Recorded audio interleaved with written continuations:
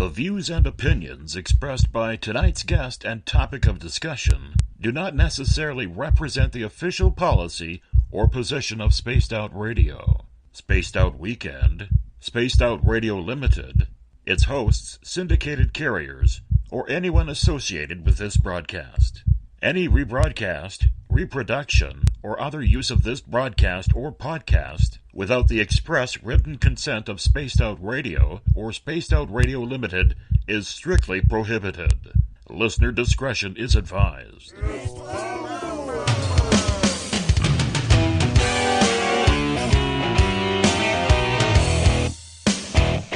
Bumblefoot.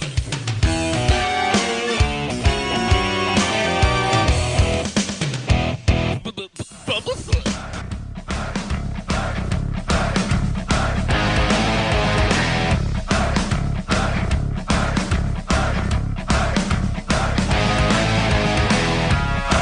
Are you experienced? Stop right there!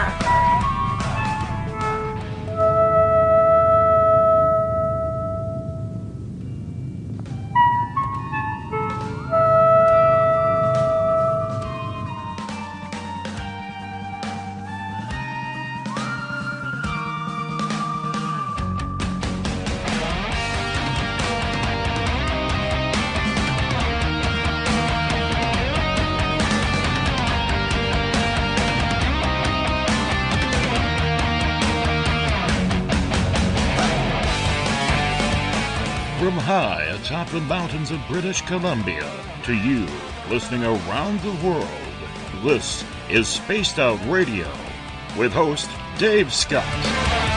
They let us play with all our toys. They let us think that we're big boys. They let us make the louder noise, but we ain't rule the world. They let us think we're Superman. You can follow us on our website, spacedoutradio.com, on iTunes and TuneIn. Follow Dave on Twitter at Spaced Out Radio, on Facebook at Spaced Out Radio Show, or on our YouTube channel, Spaced Out Radio Show. I try to act so cool, but you know I'm just a fool for you. I will stop till I reach the top just to be there with you. Dave, oh Dave, are you playing with Bigfoot and aliens again? Dad, you gotta stop haunting the ghost. It's scaring them. All right, seriously, put down the pointy sticks. Oh, the deeper I fall. Okay! Game on! Game on!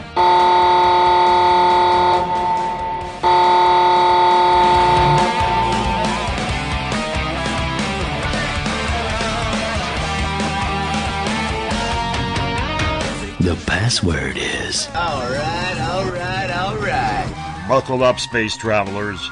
It's time to go for a ride on Spaced Out Radio. Mr. Bumblefoot, Dave is ready for liftoff. I try to act so cool, but you know I'm just a fool for you. Seriously, Dave? Really? Aren't you a little old for a tinfoil hat? Hello, Toby.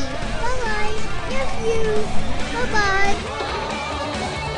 Please take your seat above all. There will be a prepare to take it off.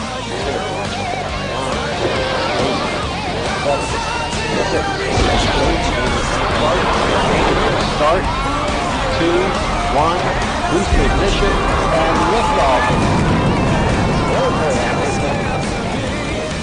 I'm such a lucky guy, 'cause after all this time, it's like the deeper I go, the deeper I fall. Good evening and welcome to Spaced Out Radio. Tonight I am your host, Dave Scott, and it's good to have you along for the ride on this Thursday, March 30th, Friday, March 31st. If you're on an East Coast, hope you had a great day. We are live right here in Uncle Jimbo's cabin, right here in the Great White North, as we are live 7 days a week. We welcome in everyone listening in on WQEE 99 Rock the Key in Noonan, Georgia, at spacedoutradio.com, on Spreaker, on the United Public Radio Network, Renegade Talk Radio, the High Plains Talk Radio Network, and on Revolution Radio. If you like our music, you can thank Mr. Ron Bumblefoot THAL, formerly of Guns N' Roses, currently of Art of Anarchy, who is the man behind our music, Bumblefoot, the official sound of SOR. If you're a social media junkie like I am, do me a favor. Follow us on Twitter at Spaced Out Radio. Give our Facebook page a like, Spaced Out Radio Show. On Instagram, you can follow me at Dave Scott, SOR. Subscribe to our YouTube channel, Spaced Out Radio Show. Tune us in on TuneIn. Download our shows on iTunes. We're also on RadioGuide.fm, TalkStream Live, and on Stitcher. Of course, our website is SpacedOutRadio.com. And if you head over to Patreon.com, we have some really cool offers for you there as well for as low as $1 a month. If you want to take part in this show, you know it. If you're a regular listener, we do not take phone calls. So what you're going to have to do is sign into one of the chat rooms to type out your questions in capital letters so that way I can get to them. Either on Revolution Radio, on Spreaker, on the UPRN chat room, on the Spaced Out Radio chat room. If you click on Listen Live on our website, it goes right there. And on Facebook, if you're a member of the SOR Space Travelers Club, or if you're on Twitter, make sure you use the hashtag Spaced Out Radio. I'll get to your questions and comments in there as well. If you head to our website for just $5 a month, you can become an SOR Space Traveler. We offer decent swag every month for you. And we have a brand new website with a brand new look and a brand new news section called The Encounter Online, dealing with everything paranormal. Editors Eric Markham and Everett Thiemer are doing a bang-up job putting that together. You can check out my latest blog there as well, and if you've had a sighting or an experience you can't explain, fill out an SOR Sightlines report. Researcher Mike Schmidt is ready to find out what's going on with you. We bring in our terrestrial stations now. WQEE 99 Rock the Key down in Noonan, Georgia, the home of The Walking Dead, and the United Public Radio Network on 107.7 FM in New Orleans, and their listeners from over 160 countries around the world. Good to have you with us. We are also live in Las Vegas on Renegade Talk Radio, and if you are listening in on Revolution Radio, remember the Double R Machine is a donation station financed by you, the valued listener. Head on over to freedomslips.com and donate today. Over the last few months on Space Out Radio, we have had numerous discussions about the place of science in the paranormal. Sometimes that debate has got heated, especially when it comes to ghost hunting and cryptids, and the supposed scientific studies these groups of investigators say they are conducting. Legit or not, there is some reason for concern, especially if these so-called scientific explorers are conducting true research. So tonight, we bring in Frank Huguenard. Frank is a philosopher, a scientist, a spiritual anthropologist, a humanitarian, and documentary filmmaker. After spending 30 years in Silicon Valley as a technologist and entrepreneur, he wanted to give back to society by using his background in high tech to produce films that combine the knowledge of all the great wisdom traditions on the planet with the latest in research and consciousness studies, along with the findings from modern physics and quantum mechanics. Frank has also taken much criticism over his thoughts that the brain is understanding of truly what is going on. However, it's mainstream life, especially science, that we know, that has clouded a spiritual image of what we as humans are supposed to be able to unlock. Joining us tonight, also as my co-host, Eric Markham from The Encounter Online. We welcome in Frank Huguenard to Spaced Out Radio for the first time. Frank, thank you so much for joining us. How are you? I'm doing phenomenal, Dave. Thanks so much for having me on tonight. It is an absolute pleasure to have you on. And Preacher, good to have you on with us, our resident scientist, Eric Markham. I'm glad to be here. Frank, thank you so much for doing this. Now, you have had a very intriguing life because you wear very many different types of hats in the fields that you are trying to get the message across. What made you drop everything that you've accomplished in your life in Silicon Valley and the technological side to start educating people on a spiritual level?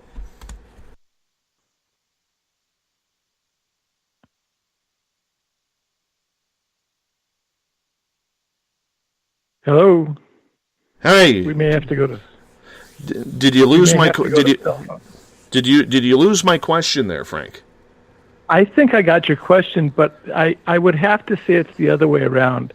The Silicon Valley dropped me. I didn't drop that.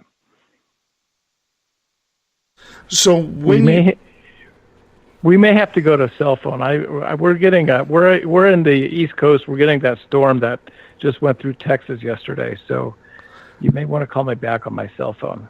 Okay, I can definitely do that.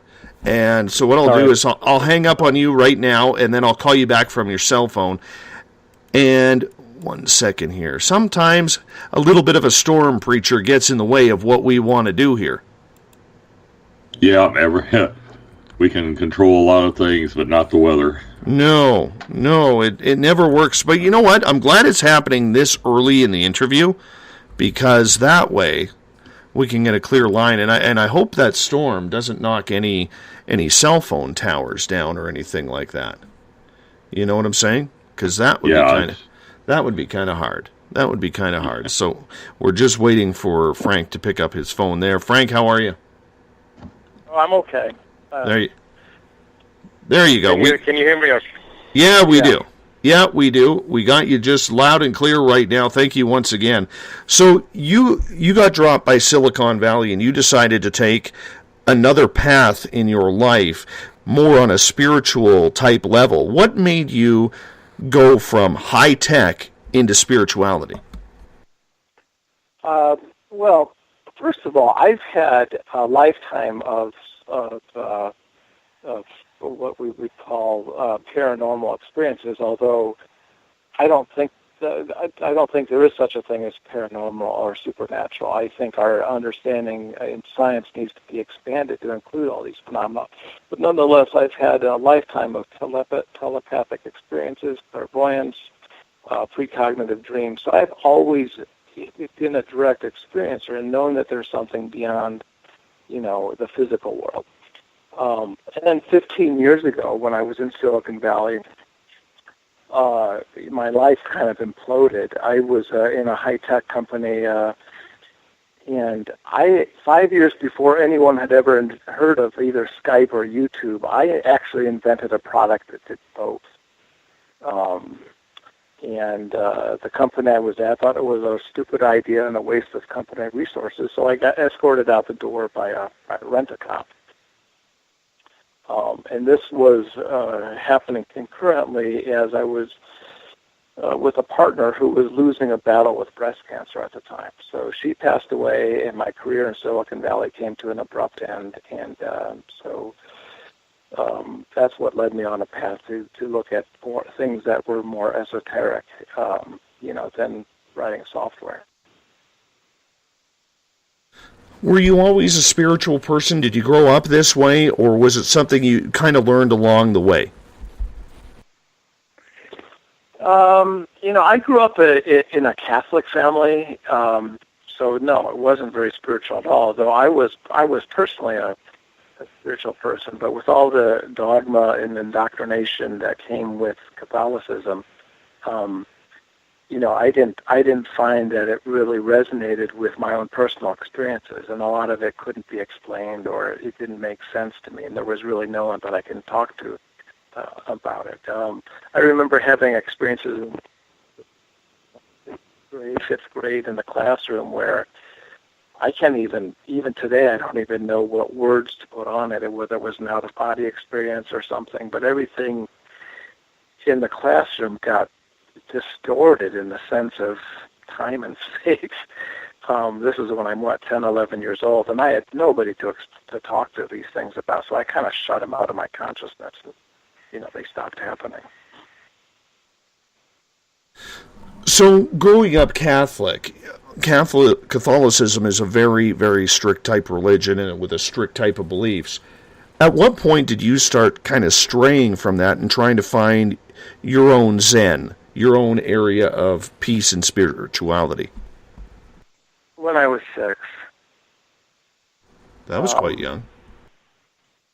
Yeah, I remember being in, Sister Irene McInerney's first grade classroom and being explained how,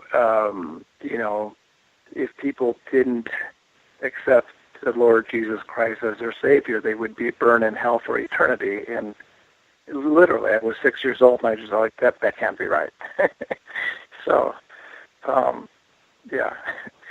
And it's been, and that when you kind of have that realization at such a young age, it's kind of, I don't even know if disillusioning is the right word. It's just you stop really taking a lot of the dogmatic, philosophies wherever they are in society, whether it's in science or sports or religion. Say, wait a second, there's something.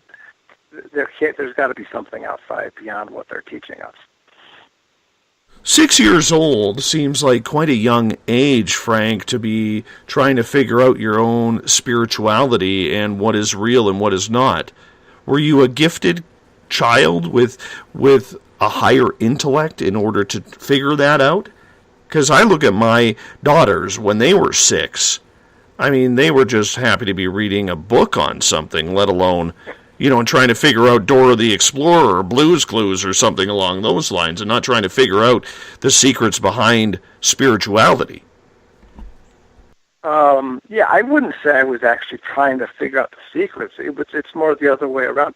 I mean, I had my knuckles wrapped with rulers and yardsticks, many times, and they were strict disciplinarians, and so I was automatically already,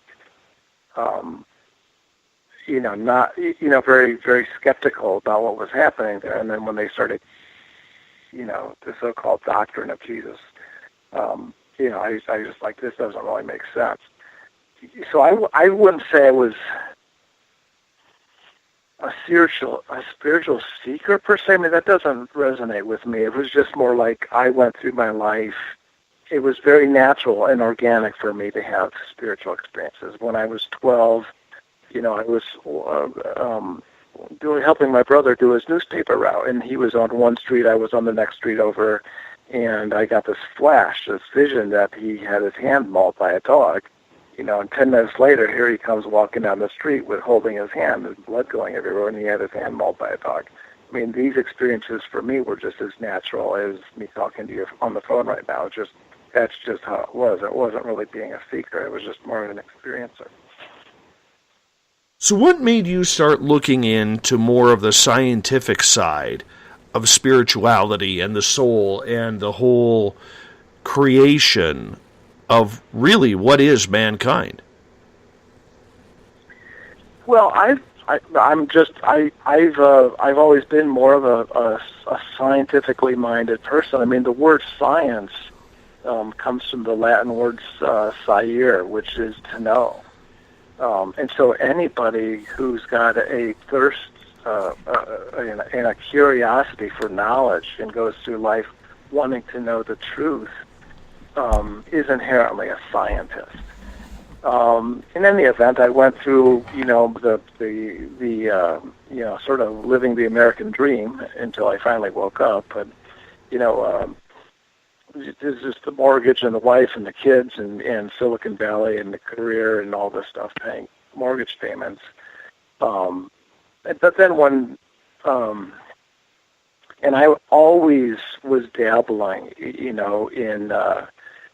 in meditation and in clairvoyance and telepathy and trying to do different techniques to help sort of increase the signal and improve performance, if you will. So I've always been very much interested. Einstein had this expression, treat existence as if either everything's a miracle or nothing's a miracle. But either way, your interpretation of things would be the same. There really aren't any miracles. If something happens that we don't understand, it's not, things don't happen just by magic. There's a way to understand things. So I've always had a keen interest in really understanding how things work and sort of blending, my own experiences and mysticism in with modern mechanics, quantum mechanics, and understanding, the nature of reality. And then once my friend passed away and my career kind of abruptly ended, then I really went into it, almost as a full-time job and as a passion. and really exploring all the different wisdom traditions on the planet. And at the same time, especially here in the West, people are very much into critical thinking and understanding things, and I wanted to be able to come up with a way for me to explain my experiences from a scientific perspective and not from a spiritual or religious perspective. So it's always been something that I've been interested in doing. Do you think that part of the problem with doing this kind of research and looking into these is that the science or the instruments we have available to us are limiting our ability to experience things that aren't just as cut and dried as science would like to see them?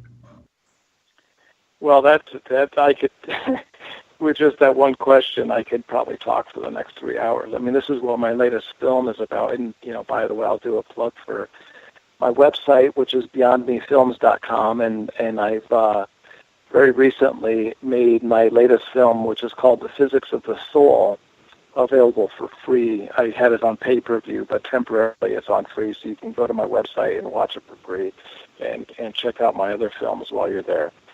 So there's many ways I can go, many different directions I can go with answering your question. First off, I would say science was around a lot longer, a long time before Francis Bacon and Newton and Galileo. And it'll be around a lot longer after, it begins to transcend the materialistic paradigm that it's stuck on right now.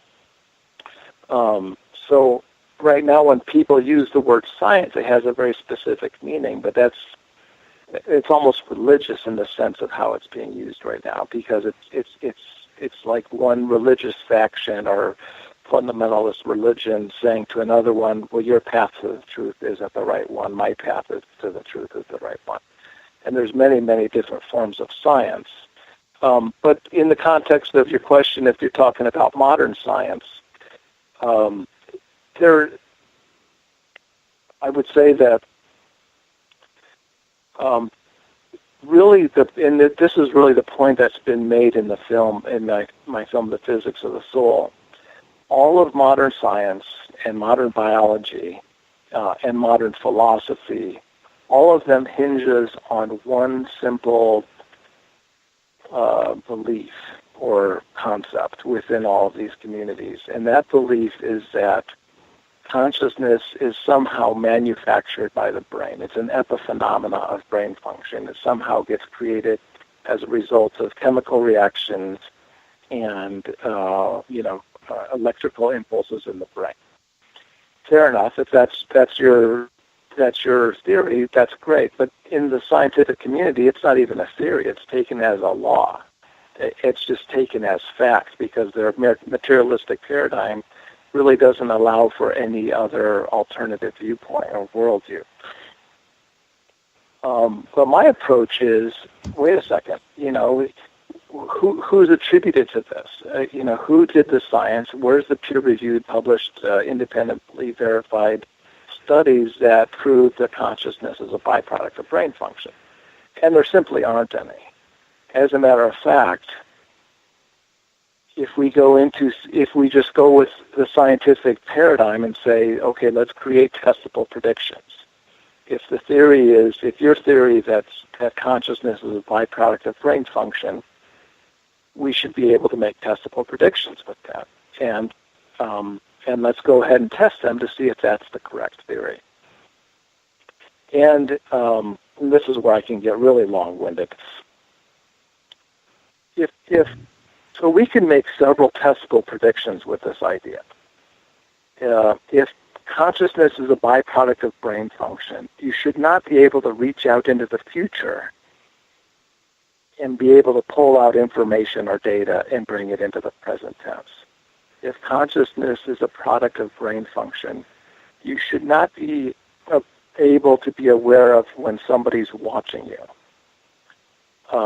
Externally, beyond, if you're inside of a Faraday cage, it should be impossible for you to know when someone's looking at you. And likewise, if consciousness is a byproduct of brain function, it should be impossible for you to affect the biophysiological chemistry and makeup of another human being who's sitting inside of a Faraday cage at a distance. And there's many, many, I can go on with a list of these things. And yet, test after test that have been done with researchers from the 60s all the way up to the present day have proven exactly the opposite. Every one of these tests have been falsified. So the whole idea that consciousness is a product of the brain has been proven to be false decades ago, and it's been proven false in thousands of studies that have all been peer-reviewed and independently verified everywhere around the world. And this is really the problem with in answer to your question, that the scientific community refuses to embrace the data and the science that proves that their paradigm is fundamentally broken. So, and that's more like it's more like saying that the brain is not the seat of consciousness, but it's a tool that consciousness uses, or it's more like a router, a computer's router, but it's not actually what the consciousness. So, do you think the consciousness exists more as a field around the physical form, or does it have, is it in the physical form at all, or are we just these extensions that some spiritual form uses to experience its environment? Well, I kind of have my own thoughts and views on this, and let me just sort of break your question down into two halves, because fundamentally, I still want to have the conversation with the scientists, with the physicists. We had a screening last week here in Boone, North Carolina, at the App State University, and a physicist refused to come because he called my film junk science. Of course, he hadn't seen it. But in the scientific community, and it's important. I mean, you're a scientist. You need to understand the paradigm, the mentality that scientists look at. And I've interviewed hundreds of scientists. I love having interviews and conversations with them. And it's important you speak the language with these people. Otherwise, it really makes people in the consciousness studies, the paranormal, the supernatural studies look horrible because they don't understand how science works. And the first thing a scientist will do when you give them a theory is they're going to say, can I make testable predictions with this? Is this theory falsifiable? If it's not falsifiable, then it's really useless in science. So is reincarnation real? I've got my own ideas, but the first thing a scientist would say is, well, we can't make testable predictions, therefore we're not going to look at it.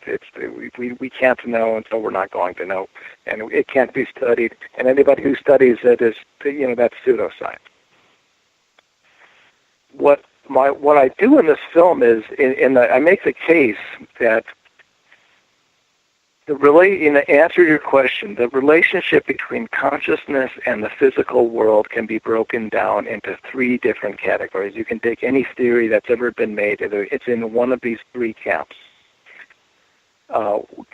Case number one, it's a byproduct, an epiphenomena of brain function. So that's materialism or scientific reductionism, and that is falsifiable. Like I said, we can look at that. Then there's something called panpsychism, which is that consciousness somehow permeates the material world and it intermingles with the material world and somehow provides us with the experiences that we have. It doesn't really explain where consciousness is from or what it is, but it just is a theory that says somehow consciousness imbues all of creation and gives us these experiences. That theory is not falsifiable. And then the third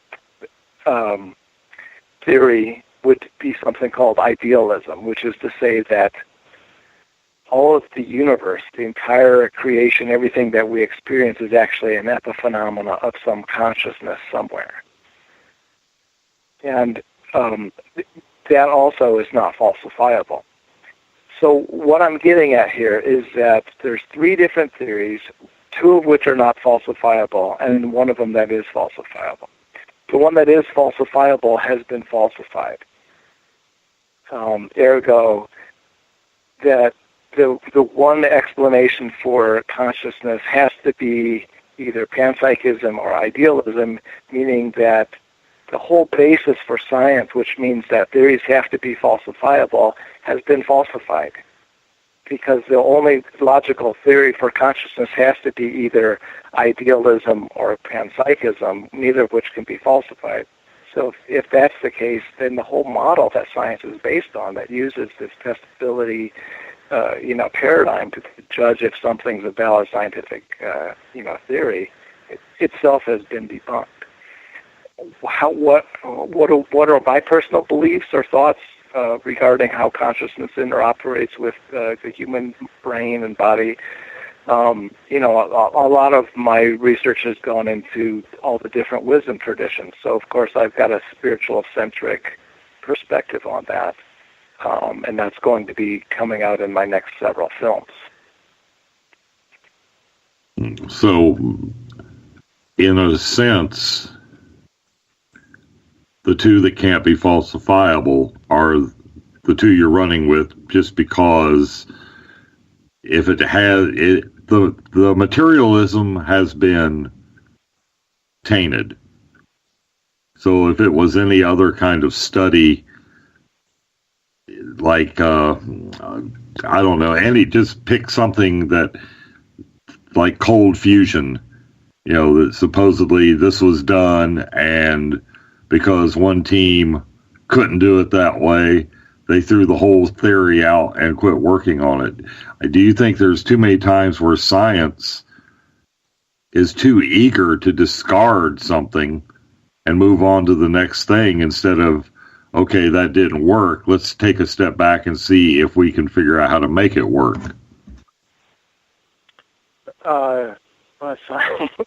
Absolutely. I mean, science is so,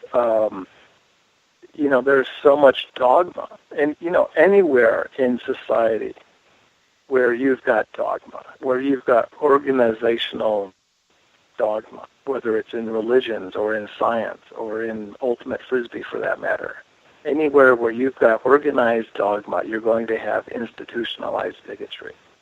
The dictionary definition for bigotry is lack of tolerance for non-like-minded thinking. And the dogma in the scientific community is very thick.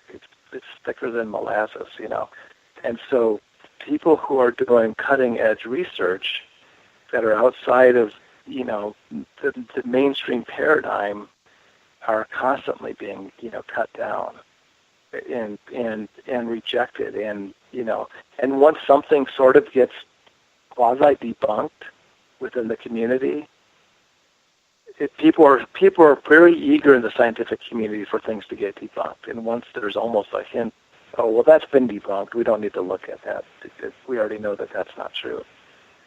Rather than looking at, okay, maybe they had their science wrong. Maybe their, controlled experiment wasn't set up right. But let's put more money on that. Let's look at this differently. Let's look at how they did their science and try to do it better. And in fact, that's not really what happens at all. There's a scientist at Stanford, I forget his name at the moment, and he makes a case that and it's very compelling and convincing, that 50%, literally 50% of every scientific publication is wrong. It has mistakes in it, and there's several different categories of what's wrong. There's bias that goes into the experimentation. There's fraud. People, their whole academic career is based on them getting grant money, and so they need to publish, and so they publish things that they know is wrong. And several other things. There's just so much editorial bias that goes into publishing. So 50% of the things that are published in the scientific community are wrong. And, when somebody publishes something that's interesting, like the cold fusion, that's pretty much rejected out of hand. And interestingly enough, and I've spoken with actually several people I interviewed in my film, that the cold fusion experiment might have actually succeeded because of the consciousness of the experimenters. Well, that goes all the way back to the turn of the last century, where Niels Bohr brought Einstein in because he thought, Niels Bohr thought that the observers themselves were making a difference in the results they were getting. The observer was affecting the experiment, which kind of tripped Einstein out, that spooky action at distance and some of the, he didn't like it because it didn't fall within, the equations. Right. He went to his grave. He's like, well, God doesn't play dice with the universe. And this is one of the things that he went to his grave not accepting, which was, basically the Heisenberg principle, which is the observer has an effect on, the outcome of the experiment. And, of course, Schrodinger and the Schrodinger's equation, his wave equation, was all about the collapse of the wave function. That in the electron cloud in an atom, the electron's location was really more of a probability wave than it was a physical electron anywhere, and it was the collapse of the wave function that actually determined and manifested the electron. And at that time, Bohr, Heisenberg, Linus Pauly, Einstein, all of these people became steeped in Eastern mysticism and Taoist tradition because they all inherently and instinctively knew that consciousness was actually what caused the collapse of the wave function. All of the fathers of modern physics believed this. It was obvious to them. Whereas now, you would be hard-pressed to find a single quantum physicist in the country who would say that. It's quite astounding that they refuse to accept that that's the conclusion because of this testable, falsifiability paradigm. Well, we can't test that. We can't know it's true, so therefore that can't be the case. It's got to be a physical, we need to be able to understand this, materialistically. So we've kind of gone backwards since the advent of modern physics. Well, if they use I think in a lot of cases they're just using it as a cop-out answer.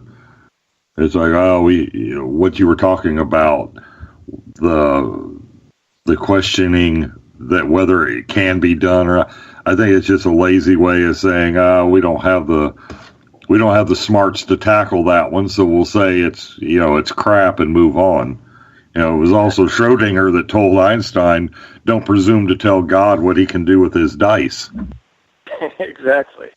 I've interviewed a lot of quantum physicists, and in fact, if you watch my film Beyond Reason, there's a great clip on there where the presenter is saying that he kind of sloughs it off in a very funny way. He goes, well, yeah, if we spend 15 or 20 minutes, we can figure out what's happening. But, so it's not laziness, it's more arrogance, or it's like, yeah, we could figure this out if we wanted to. But there's this underlying assumption or prevailing attitude within the community, and it's just an inbred, indoctrinated, inculcated worldview that scientists have that we can figure it out, and we're closer and we're closer and we're closer. And they keep saying, well, we're going to apply Occam's razor on this. It's obvious. Occam's razor says we can figure this out. Whereas really, if you apply Occam's razor, the obvious and the most simplest solution is, there's a consciousness that pervades and is behind all of this creation. That's the most simplest explanation. Because, we may get closer and closer on an annual basis to some explanation materialistically or using scientific reductionism, but they're never going to get there. Frank, it's Dave again, and one of the things I wanted to ask you, and I think that's very pertinent to the topic of this show, you really don't believe that there is anything paranormal or supernatural in this world. Correct. I don't believe anything. I could believe in Santa Claus. Santa Claus is a very tangible. There's a guy. He's got a beard, and he's got some elves. It's like you can kind of wrap your mind around because it's so concrete and tangible. Do I believe in God? God is. I don't even like using the word God because to me, the whole idea is so unbelievably incomprehensible and abstract that to even try to put an English word to it doesn't make sense. See, you can't believe in something that's abstract.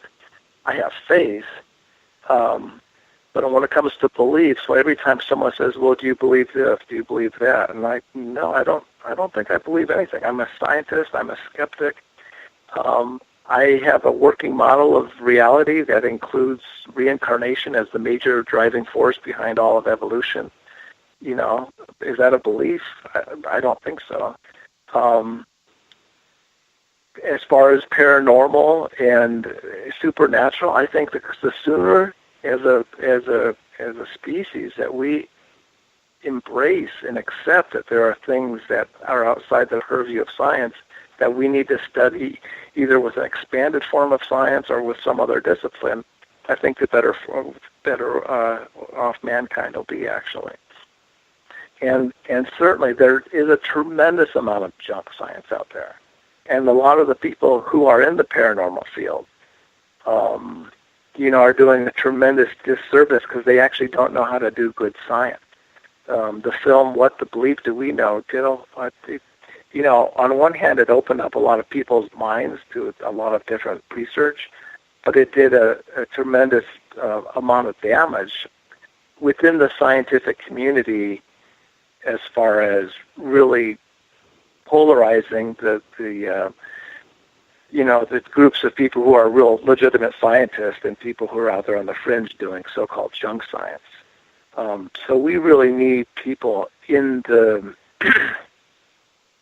I mean, it's critical. We have to have a line somewhere where between pseudoscience and real science.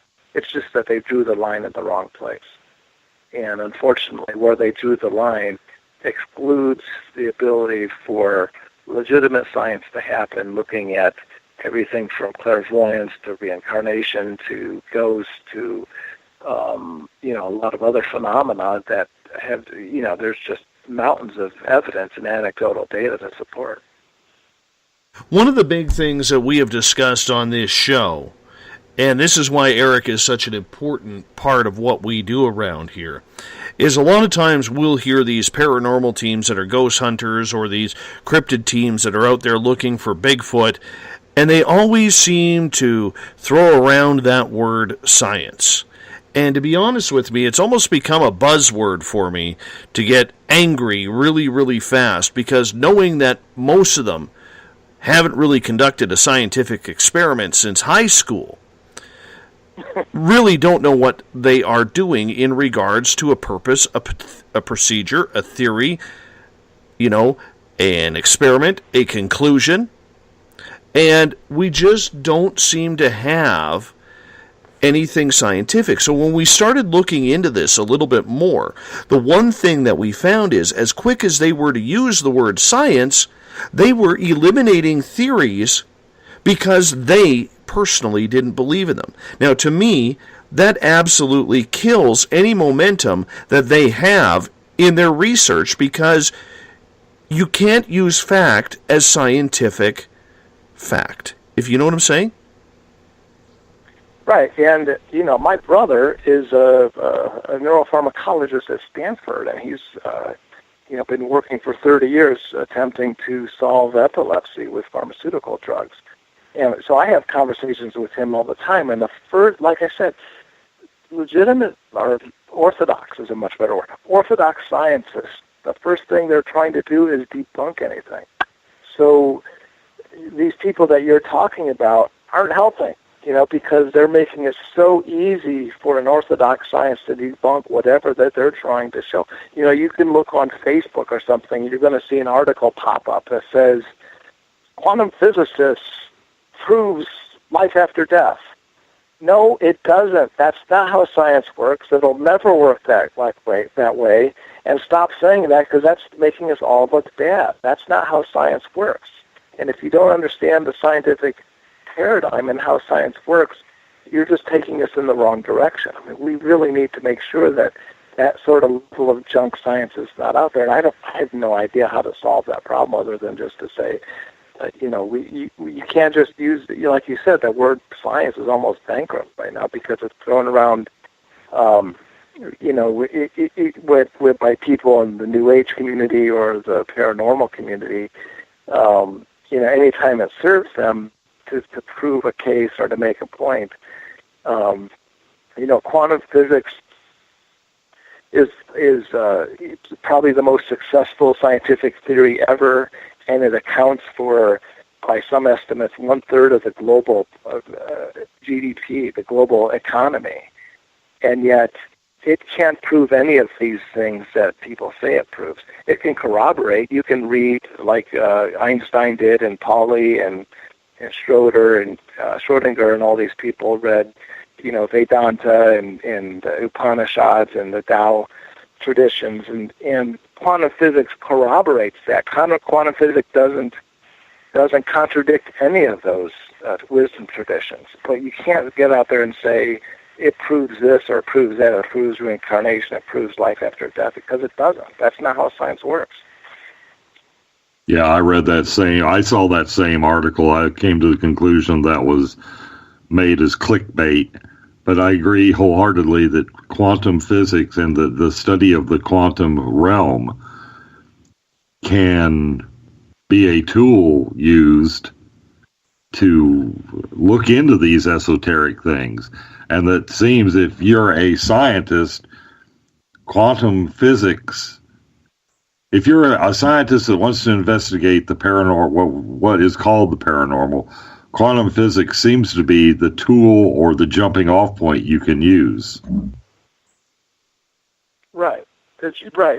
Right. Like I said, it's a very good corroborative theory. It's the world's most successful theory everywhere, and it's nice to have a theory that is internally self-consistent with the thing that you're studying.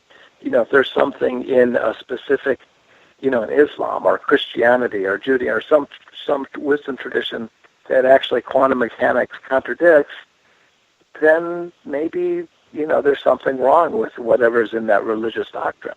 But if you've got something like Upanishads or Vedanta, which is that quantum physics doesn't contradict at all, well, that's pretty interesting. That's like you said, that's a very useful tool.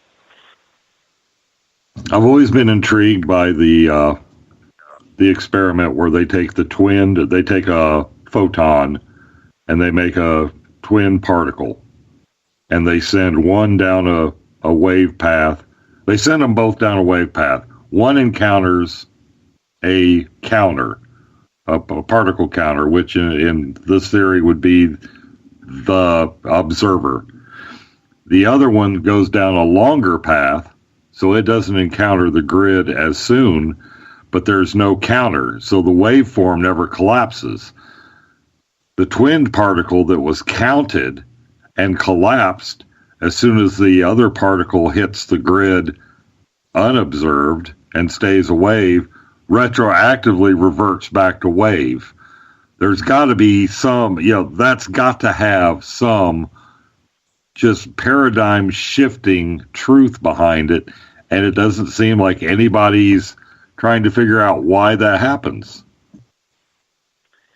The double slit experiment, which actually started off 100 years before Max Planck's discovery of the quantum. In maybe about 100 years, in the early 1800s, people were doing experiments on light, and the original double slit experiments, which blew people away. And then, the stuff you're talking about, where they've been able to insert quantum erasers with mirrors and ways of creating very sophisticated double slit experiments. And, anybody who's listening to the show can, just go on YouTube and Google double slit experiments. And it's just you cannot get your mind around the results.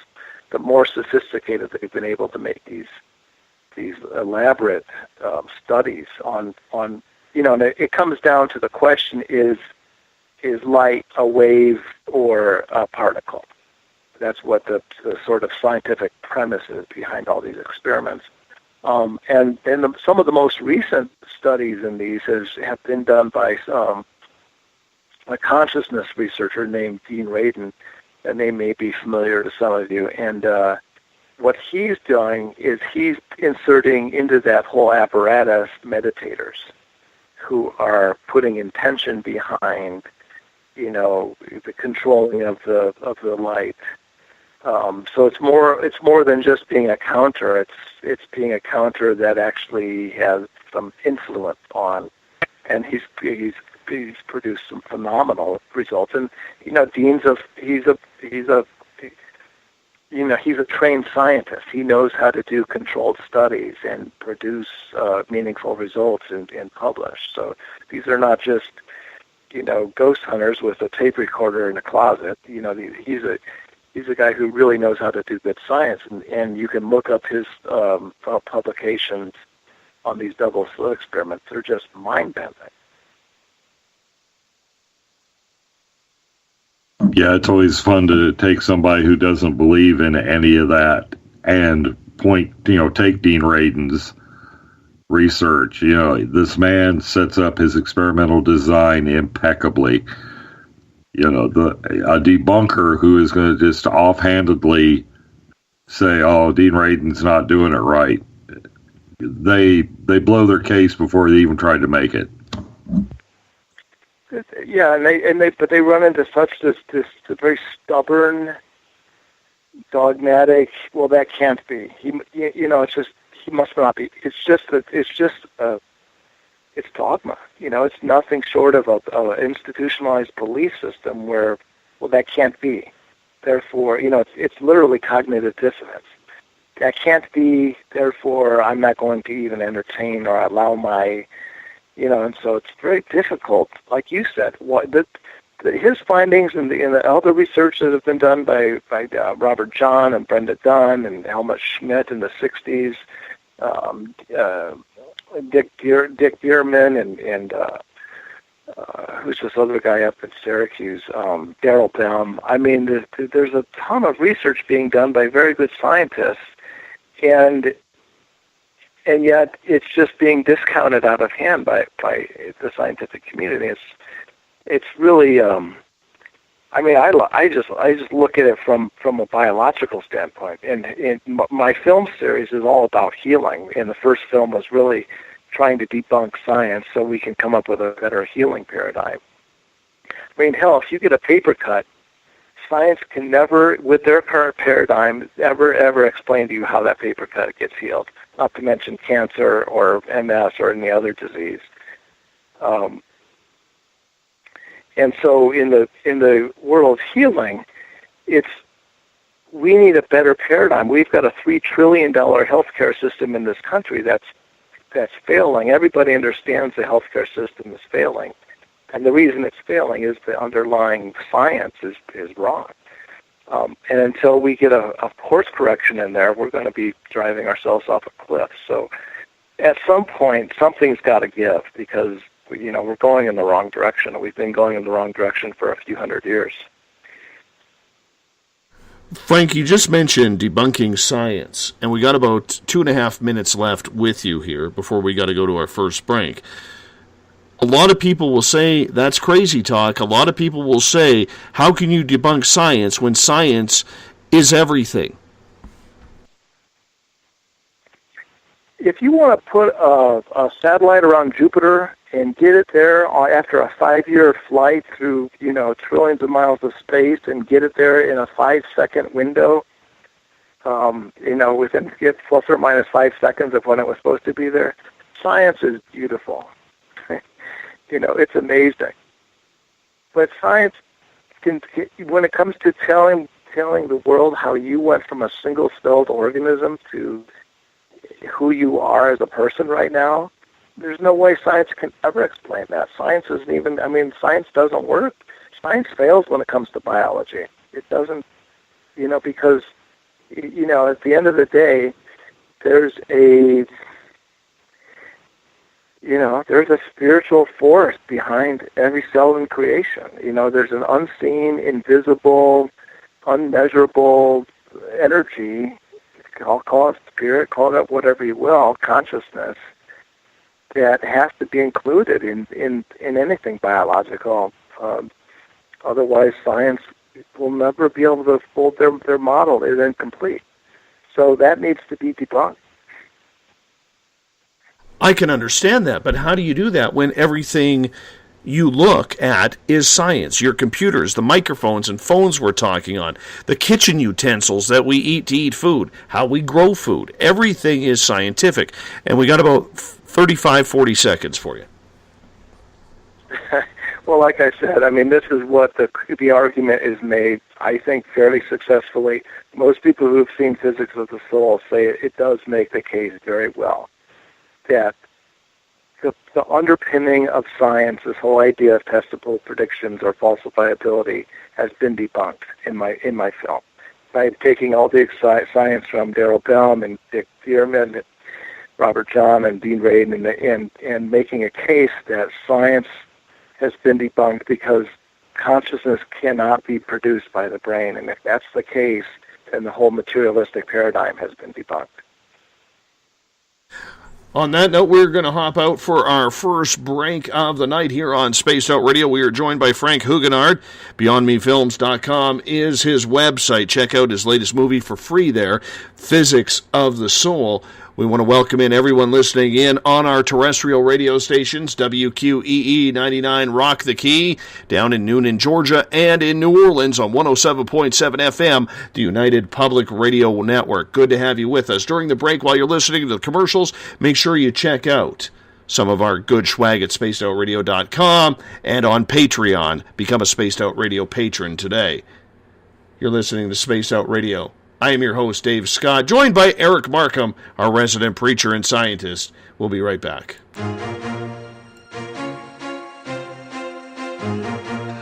From coast to coast to coast, Blacklight Uncharted is taking on the paranormal across Canada. From ghostly hauntings to the UFOs flying above in conjunction with MUFON Canada, we're closely investigating what's going on in the northern skies and checking out the apparitions that walk among us.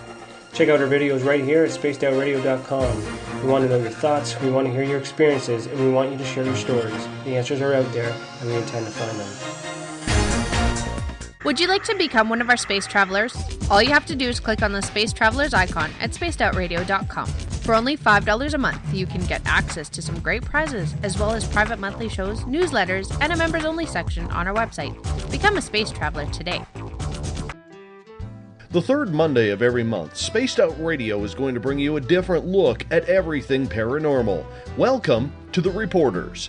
Jim Mallard, Vanessa Hogel, Denise Garcia, and Christina George join me, Dave Scott, for a look at the weird and strange from the other side of the microphone. We'll break down ghosts, UFOs, cryptids, and the people investigating them.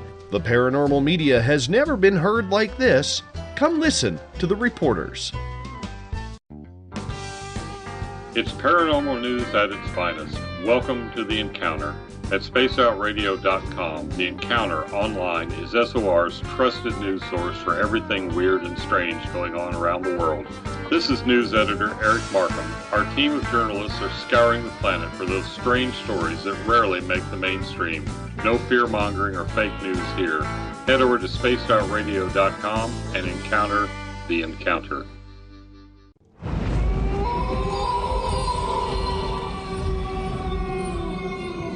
Hey, this is Canadian Paranormal Investigator Mike Moore. The third Wednesday of every month, I'll be teaming up with Dave Scott to bring you Ghosts of the Great White North. Each month, we will bring on guests from across Canada to discuss their ghostly encounters. Canada is a paranormal hotbed with stories you've never heard, so we're going to bring them to you. So get comfy on your Chesterfield, grab a donut, and join us, eh?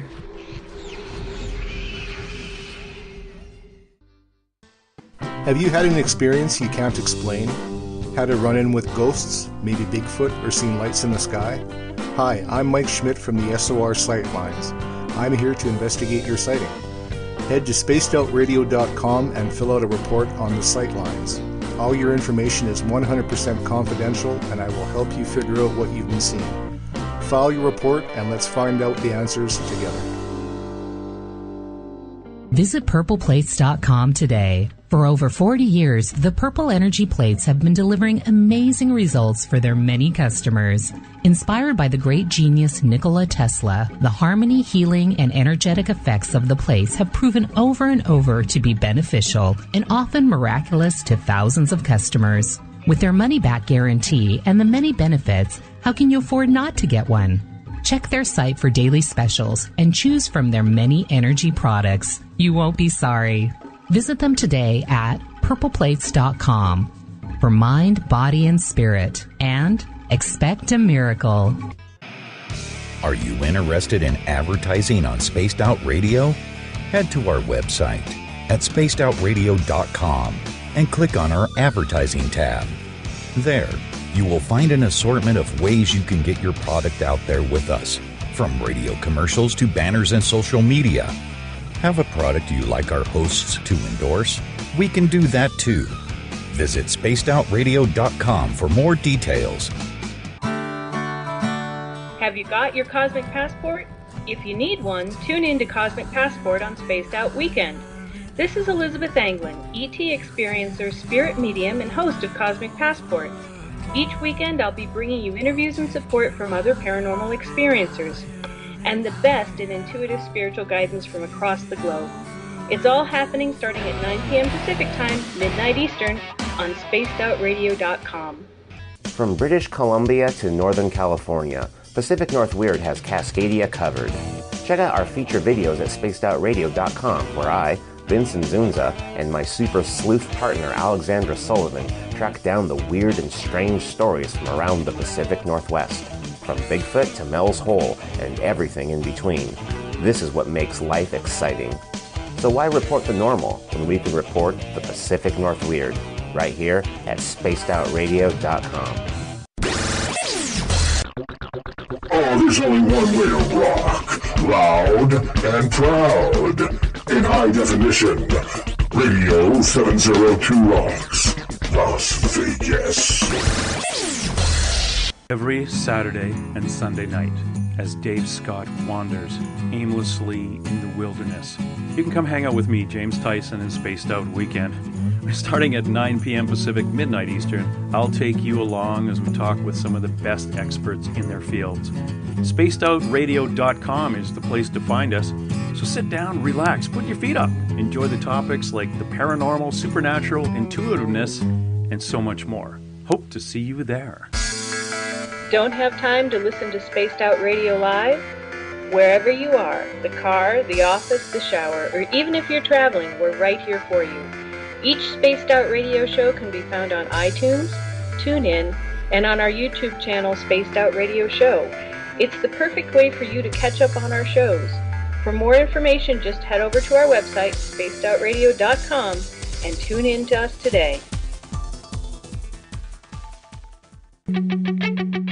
The views and opinions expressed by tonight's guest and topic of discussion do not necessarily represent the official policy or position of Spaced Out Radio, Spaced Out Weekend, Spaced Out Radio Limited, its hosts, syndicated carriers, or anyone associated with this broadcast. Would you like to connect with us? Head to spacedoutradio.com for all your latest show info.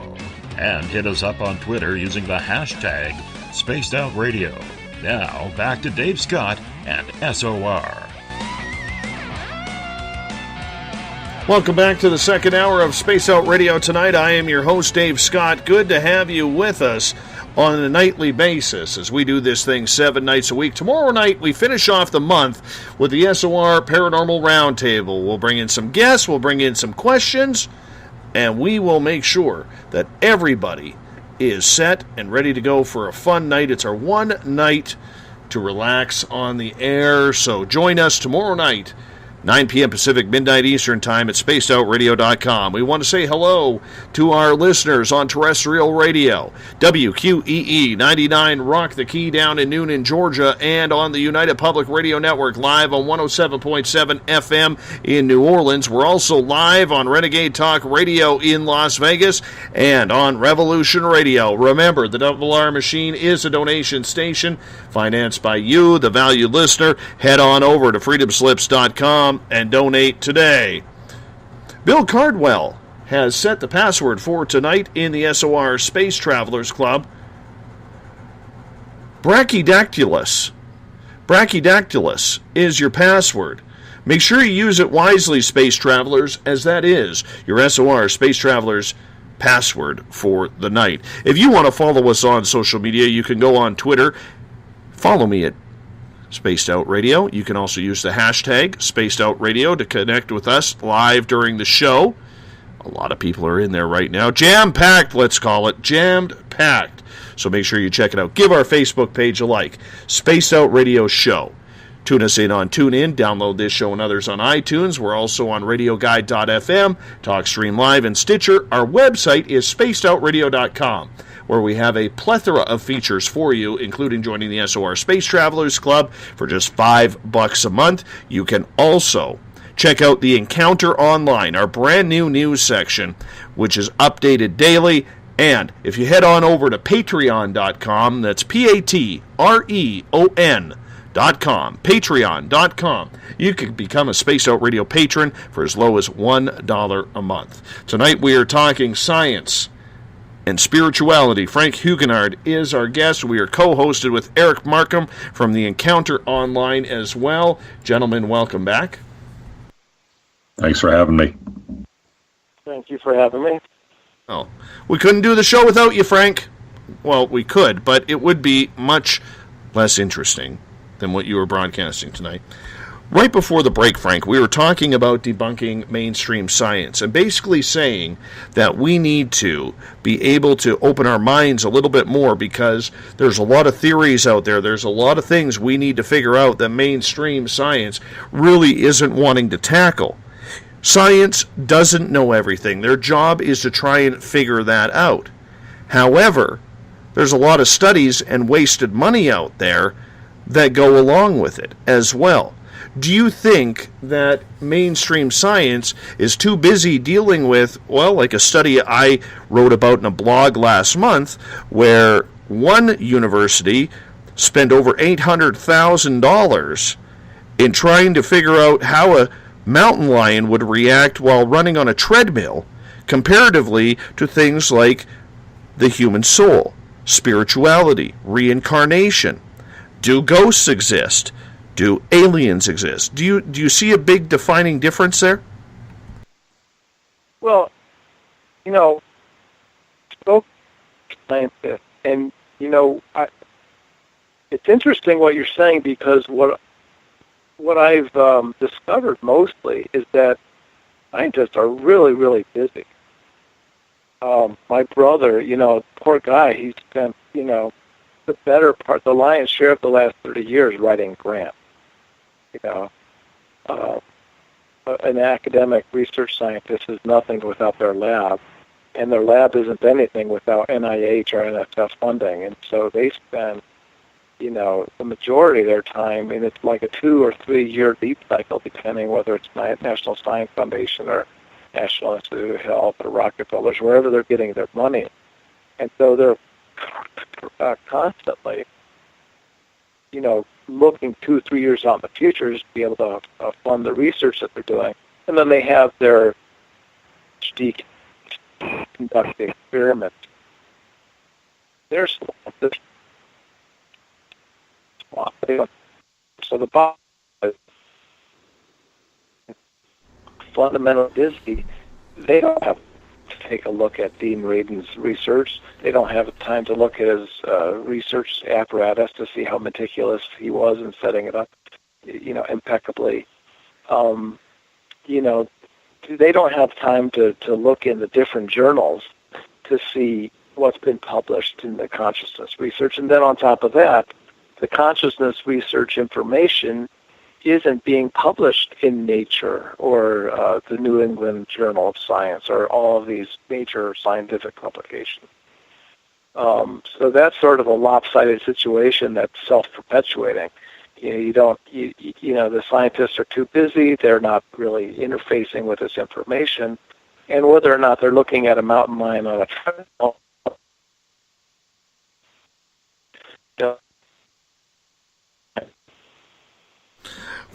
Frank, we're having a little bit of breakup problem with your phone there. I'm wondering if it's maybe the area you're standing or that storm is maybe starting to affect things. Can you hear us okay?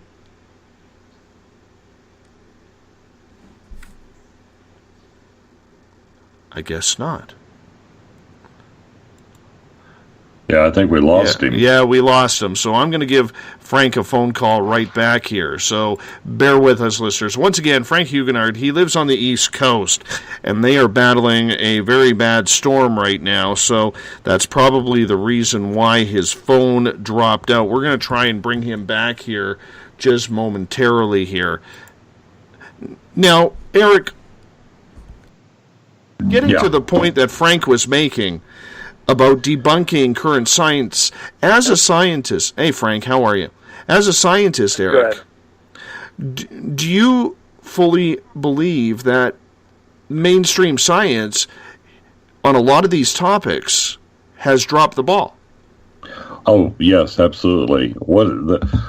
I agree with what Frank is somebody who's been published, that whole publisher perish, and the principal investigator spends more time and effort trying to figure out how he's going to keep his funding coming in than he does doing actual research. And it's discouraging. It really is, to see a brilliant mind stuck to a desk and not out there in the lab doing things. And it's just, I think another problem with mainstream science, it's become a religion in its own right. It's almost like a codified version of atheism. And there's so much of the hunger and the desire to find answers is getting squelched out with the the reality of having to do the paperwork, having to continue the research, figuring out how you're going to keep it going and not actually getting to do it. It's frustrating. And Frank, we bring you back in here because we didn't get a lot of that message. The question that I had asked you is in regards to debunking science, and you were mentioning about what your feelings were about the study of the cougar on the treadmill. Right. I was just saying that whether, scientists are doing computational biology or research into, cosmology or astrophysics or whatever their specific discipline is, scientists are so highly specialized and they're so busy. The computational biologist doesn't have time to look at what the latest in astrophysics is. They're so busy. It's publish or perish. You gotta get your funding, because then you can't publish. And so the scientific community as a whole is almost gridlocked in the sense that they're so busy looking at their own science, they don't have time to look at anything else. And the least of which they'd be looking at would be studies in consciousness research, which is, junk science to a lot of them. So it's a non-starter. But like I said, it's not, people are going to be looking at, you can always find anecdotal testimonials about some goofy research study on, cougars on a treadmill or whatever. But that's not really the point. The point is that scientists are incredibly busy, and they don't really have time to look at Dean Radin's research or Dick Bierman's or Darrell Bem's or Robert John or any of these guys who've done good science in trying to look at how consciousness interacts with, the material world. I can understand that, but as an outsider, when I see taxpayers' dollars going around to watch cougars on a treadmill, or to see how monkeys react to gambling addiction, which is another study I read, and they're easy to find. All you got to do is Google weird scientific studies, and a plethora of them pop up on what universities have wasted money on, and I would consider it a waste.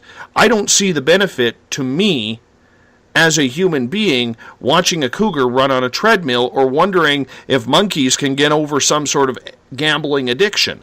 So I guess the question that I'm trying to get at here is, have we, as scientists, and have we taken this too far with studies that really don't mean anything towards the betterment of mankind, when we could be putting that effort, that money, that research into some of the theories that people have, whether it's life beyond death, whether it's aliens and UFOs, or even if Bigfoot exists.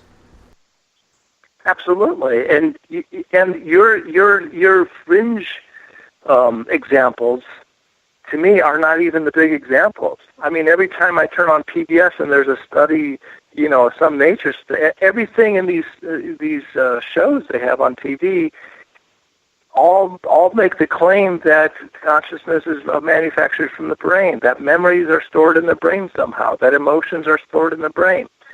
I mean, this is mainstream science, and based on all my research, all of these studies are completely ridiculous. They're not based on truth or fact. So those things would be far more beneficial for mankind, for scientists to do research based on the fact that memories are actually a form of remote viewing, into our own past. Which is a fascinating thing. There's a guy here in North Carolina named James Carpenter who has this amazing theory that I just love, and it's brilliant, and it's simple, and once you kind of get your mind around it, it's pretty obvious. Whether it's true or not, that's another story, but his idea is, what telekinesis is, which is moving things at a distance. His theory is that every time you move your arms or your leg, when you move your human body, it's actually telekinesis. It's your consciousness moving your body, but because you've been doing it since birth, you don't really think about it like you're moving a lightsaber. You look at Luke Skywalker. I mean, that's a classic example of telekinesis where he, grabs it out of the snowbank. But to imagine that every time you move your legs, it's a form of telekinesis. That's a pretty amazing thing. I think that's worthy of looking into. Looking at the monkey's gambling addiction or the cougar on the treadmill, that's pretty ridiculous. But to me, a lot of science is ridiculous. Now, my answer to this goes to what Eric was saying, which is that science has actually become a religion. And my strategy to really, unfortunately, there's no pope. There is no real governing body that sits over this, like renegade religion. So my approach is to file a class action lawsuit to cease and desist all funding from the NIH and the NSF for all scientific studies under the auspices of separation of church and state. In other words, the United States government should not be funding any religious studies, which is what all scientific any scientific research or endeavor that's based on materialism, or as Rupert Sheldrake would call it, scientism, is a religious activity and it shouldn't be funded. And it's sort of a publicity stunt, to sort of wake up the scientific community, say, look, you guys, you want to do that research, that's fine. We have nothing against it, but you've got to understand you've got a religious. It's a loose form of organized atheism in something that you call materialism that you base all your science on, and it's a religion, and we're not going to fund it anymore until you at least fund other stuff that's outside of the purview of materialistic science. Why then are scientists so afraid to put their reputation on the line to touch anything that is considered pseudoscience or fringe science, like life after death, near-death experiences, reincarnation, or any topic of the sort? A scientist is nothing without their reputation. Their reputation is all they are. If you're an entrepreneur in Silicon Valley, you've got your stock portfolio, you whatever it is that you identify with, and if your company goes belly up, you go start another company. If you're you get my point. And a lot of things in society, people can just kind of move on, and their intrinsic value is in a lot of other things besides their reputation. A scientist, especially an academic, that's all they are, is their reputation. They have to protect it with their lives, because they can never get funded. They're never going to be treated with any kind of respect within their community. It very much is a religion, and in the context of a religion, their reputation is it's their, I don't know what it would fit into the analogy of a religion, but it's their entryway into the church. if their reputation is shot, they're going to be excommunicated. It would be like if there was a hierarchy, Stephen Hawking would be the Pope, Michio Kaku and Neil deGrasse Tyson would be the bishops or the cardinals. And it's really, if you take I like what you're saying about this reputation thing, because, I grew up with Carl Sagan, and because due to his reputation as a scientist and his ability to be a media face, for a couple, 3 decades, if Carl Sagan said it, it must be true, whether it was or not. And even he himself, toward the end of his life, realized that, there was things he didn't know, and that he had actually changed his mind about some of the opinions he had had. Yeah, correct. I mean, he came around on quite a bit on all this stuff, as do a lot of scientists. But then again, at the end of your life, your reputation is no longer. I think that probably goes for a lot of people in life anyway. The closer you come to death, but specifically with the scientists, they're going to realize, what good is your reputation? You're going to die anyway. You don't need tenure. You don't need funding. You don't need any more research. So your reputation loses its value to you, and you can kind of go off and do things. But scientists are really shackled by this idea of reputation and maintaining their identity as a scientist. It's got to be a sobering thing that at the end of life to say, I spent my life achieving this stuff that isn't doing a bit of, when it comes to the final act of the play, all those years of dedication to science, what did they give you? What are you taking with you after having a life like that? You spent your entire life defending a paradigm that, as you die, you realize isn't true. As you die, and it's kind of crazy, and you realize, oh my God, everything that I've held true, everything I've believed and everything I've based every thought on actually is wrong. That's pretty sobering.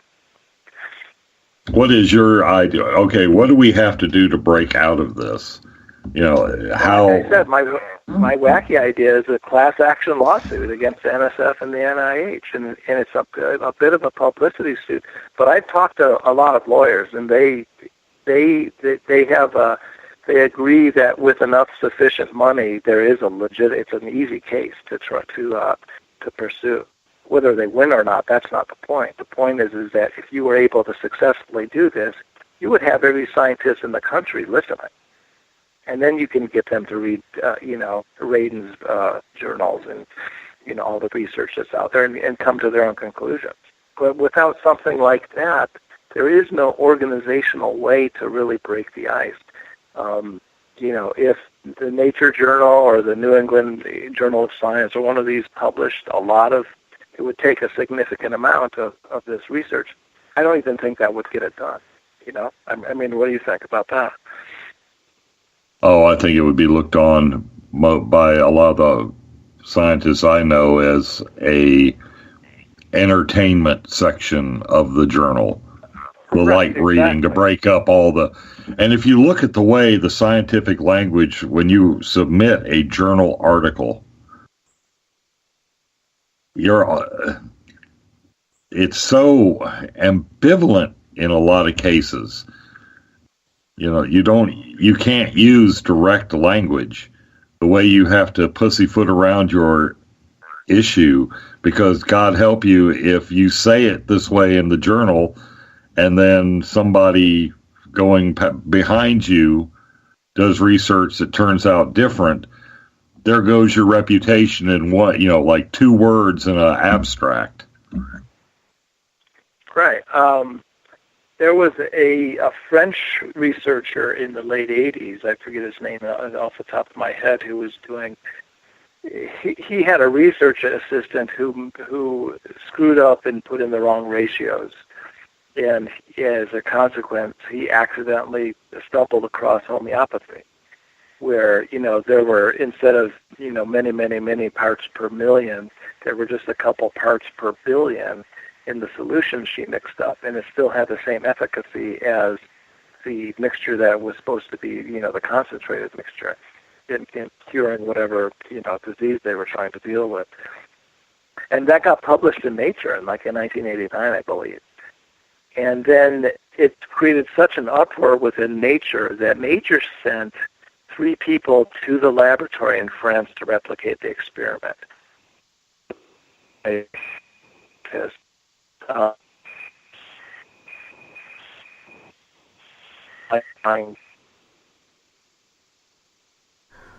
We seem to be struggling with that cell phone connection again due to the storms in the east of the United States right now. Frank, I'm not sure if you can hear us or not, but hopefully we still got a clear connection with you. I can hear you fine. Are you, okay. There you go. Now you are. Now you're back. I'm not sure where we lost. You got to the point where they sent researchers to the lab in France to replicate the experiment. And that's when you broke up. They sent James Randi, who's a known debunker and publisher for Nature, who was not a scientist, and one other person. And they went in there and they completely, it was almost like they did everything they could to debunk the story unscientifically. But then once Nature printed a retraction that said, well, we went and tried to replicate the experiment, but we couldn't, even though they didn't follow any of the protocols that the scientists had set up. Once that had been established, the entire scientific community just brushed it off. Oh, that's been debunked. And so there's this tremendous energy. There's this force behind, I mean, look, at the end of the day, when you look at the data and you look at the implications of the data, it really leads to one thing, which is that behind the universe is a consciousness, and the implications of that are what? It's God. It's something. It's some Christ consciousness, Brahman consciousness, some supreme being. I mean, we call it whatever you want. These are the obvious implications to anybody who looks at all the evidence.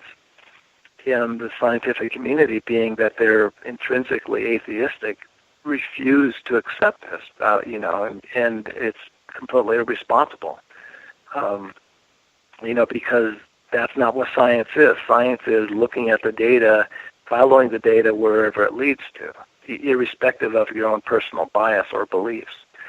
And in answer to your question, I don't know how to really, other than my harebrained idea for a class action lawsuit, I don't know, other than usually evolution happens on this planet, with a big disruption. Hopefully it won't be a comet, but, something's going to wake us up, and we're going to have to take a good hard look at our paradigms and say, wait, is this working? And whether that's the healthcare system, which I think it is. I mean, like I said, if you want to put a satellite around Jupiter, go ahead. But you can't tell me how a paper cut heals. I mean, the scientific community has failed when it comes to health.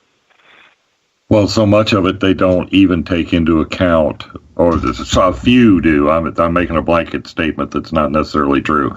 But the placebo effect. I have worked in the research for a while where you have the control patients and you have the patients that are getting the experimental drug. And there are cases where the person getting the placebo heals as well, if not better, than the person receiving the drug. And nobody's, to me, that is where the research ought to be centered. It's like, what mechanism in the mind of that patient cured their disease? Well, and there's some interesting information in physics of the soul about placebos that I had never heard of before. But one of them is that the more a placebo is used, the more you experiment anywhere on the planet, the more the efficacy of the placebo increases. So you can do an experiment in North Carolina, and you'll get a 30% efficacy of the placebo. And then you run the same experiment in Michigan, and you're going to get 35%, and then keep running it. And in California, you're going to get 40% until it finally tapers off at 80%. And so that's outside of how the mind works. The people in the experiments have no idea it's been done somewhere else. And then the other thing with placebos that is really mind-blowing is when you increase the dosage, so the people in the controlled group get their dosage, and the people in the placebo group have a certain amount of efficacy.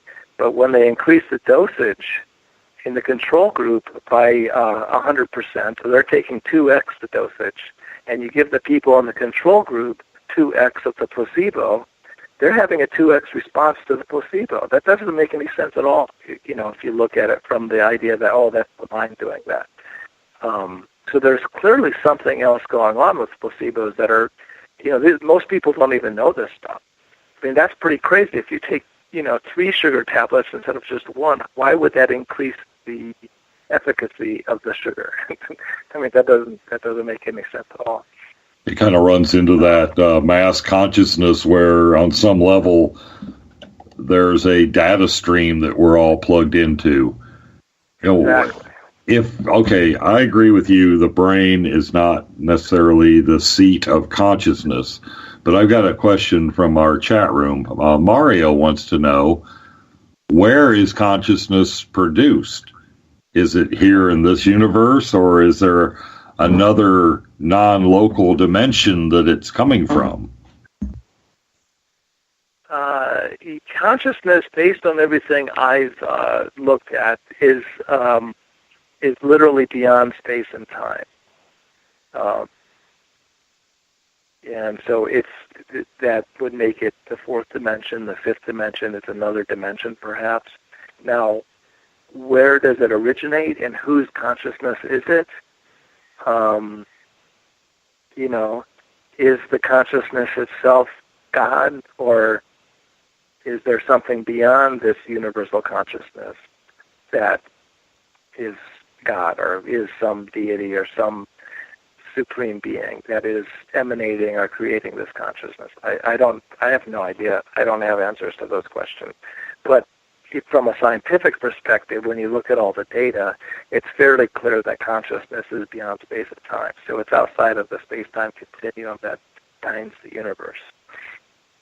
Yeah, it's almost like we as physical beings are taste buds, individual taste buds for some kind of spiritual form, that every one of us is here to experience a different piece of the reality, to feed it all back into this maybe collective consciousness, like, sort of a Jungian idea. That's a pretty good way of saying it. We're all, I look at it, like I said, reincarnation is a major driving force in evolution. And it starts to make a lot of sense. I like to compare reincarnation to the square root of -1. Which, ironically enough, is part of Schrodinger's wave equation. But the square root of -1 is nonsense. I mean, and it's funny because you talk to scientists who put it in their equations, and they completely embrace it as something real. But if people don't understand math, the square root of a negative number is an impossibility. You can't have the square root of a negative number. You can't square a negative. Well, you can square a negative, but it's going to be a positive number. Right. -1 times -1 equals 1. Right. It becomes, the negative disappears when you square it. But you can't have 2 negative numbers multiplied to get to a negative number. So the square root of a negative number is just utterly irrational, nonsensical. Right. And yet scientists have no problem at all solving equations with something that's irrational. It works. And likewise, reincarnation could be completely irrational to scientists. And yet when you plug it into sort of the equation of biology and evolution, and you just kind of suspend disbelief long enough to plug it in there, it immediately solves all the problems of how evolution actually works and how information is passed. You talking about taste buds, it's much more than just taste buds. Like every cell in creation that perishes, there's some sort of persistence of information. So whether it's an amoeba or a tree or a whale or a human being, we pick up information as we go through life. And that information, that energy persists in some field. Energy can never be created or destroyed, correct? So, it's logical that reincarnation exists and that, we've lived thousands of lives, we're currently at this current incarnation. It may seem irrational, but it's no more irrational than the square root of -1, which is used to solve, very complicated equations. And scientists have no issue at all because it's very sterile, right? It's just an abstract concept they can use to plug into an equation. Anyway, I'm getting off the topic a little, but I love talking about this stuff. Do you find, when it comes to science and the paranormal, that there are equations out there to solve some of these problems, but we just haven't had maybe the brain trust to look into it yet? It's a really interesting usage of words. So if you assume, and when you look at the data, you kind of have to, but if you assume that consciousness is primary to existence, that consciousness is fundamental, and that all of creation is a byproduct of consciousness, if you can kind of juxtapose consciousness ahead of reality, then you can only conclude that the only way to study consciousness is with consciousness, correct? There's really no other way. You can't study the infinite with the finite. You need to study the infinite with the infinite. So when you say brain trust, it's like, that's kind of interesting because, yes, we can, once we understand that we actually have been gifted this tool of consciousness, of a brain, to study consciousness, and that's actually the only way to study consciousness, then it's actually doable. In the Taoist tradition, they used to have what can be translated loosely into observatoriums. Mm-hmm. So you would be at something like a Shaolin monastery, and you'd have 20 scientists, except they were, mental scientists, and you would send each tree. You in this tree, you meditate in this tree, hollowed out trees or whatever. And we want you to observe the structure of the atom, or we want you to look at this binary star system in some constellation. And when they had 20, the 20 people would come back, and when they would all corroborate each other's observations, when you've got independent verification, peer-reviewed studies that show, okay, look, here's the structure of the atom. It's got this. That's science. And that's using the mind to observe reality, or using consciousness to observe consciousness. That's a very viable form of science. Mm-hmm. But when it comes to the paranormal, and that's what we talk a lot about on this show, I realize you're not a big believer in that. You think it's all there. How do we bring it all together to try and get the mainstream to start taking these topics, which we delve into on a nightly basis, whether it's the spirit, whether it's the soul, whether it's ghosts and goblins and Bigfoot? How do we get them all to take this a little bit more seriously to show that there is some sort of study that is required to do this? Because right now there's only a few amount of university researchers that actually want to get into this topic. Right. So you got a double-edged sword here. We have, my brother's raised. Over the last 30 years, he's probably raised $100 million to do his research, and he's in a small lab, and so it's a tremendous amount of money, and he's just doing a sort of a fraction of the research that's being done on epileptic seizures. So the amount of money required to do good science in any discipline is a significant amount of money, and it's difficult to raise that kind of money. And I've got a fascinating story about how this has to do with the Great Depression. If you remind me, we can get to that in a minute. And then the other part about this is how tricky the science is, whether it's Bigfoot or goblins or remote healing, distance healing. I mean, healing is probably going to be the easiest thing to get funded, but it's also probably one of the most trickiest of the so-called paranormal disciplines to study, because you've got a healer, whether it's Reiki or soul-focused healing or the healing touch or esoteric healing or all these different healing modalities, and they're using their hands as both sensing devices as well as therapeutic devices. So as opposed to the observatorium where you've got Shaolin monks looking at the nature of a star system or the nature of an atom, if you've got a person looking at a human organism and if you've got 20 people looking at this organism and they're all in different labs doing sensing and trying to corroborate their data, there's no way to know that one person who's not there trying to diagnose if the person's got pancreatic cancer isn't actually healing the person. So you get my point how tricky the science is, because it's very difficult to separate the giver from the receiver. So if I'm sort of doing a remote viewing session on your biophysiological makeup, and I detect that you've got some imbalance going on with your liver, but I accidentally heal it because I'm observing it, then the next person in line is not going to pick up on the fact that liver has anything wrong with it at all. You see how tricky this is. Trying to get the cause separated from the effect. Right. It's difficult because of the Heisenberg principle.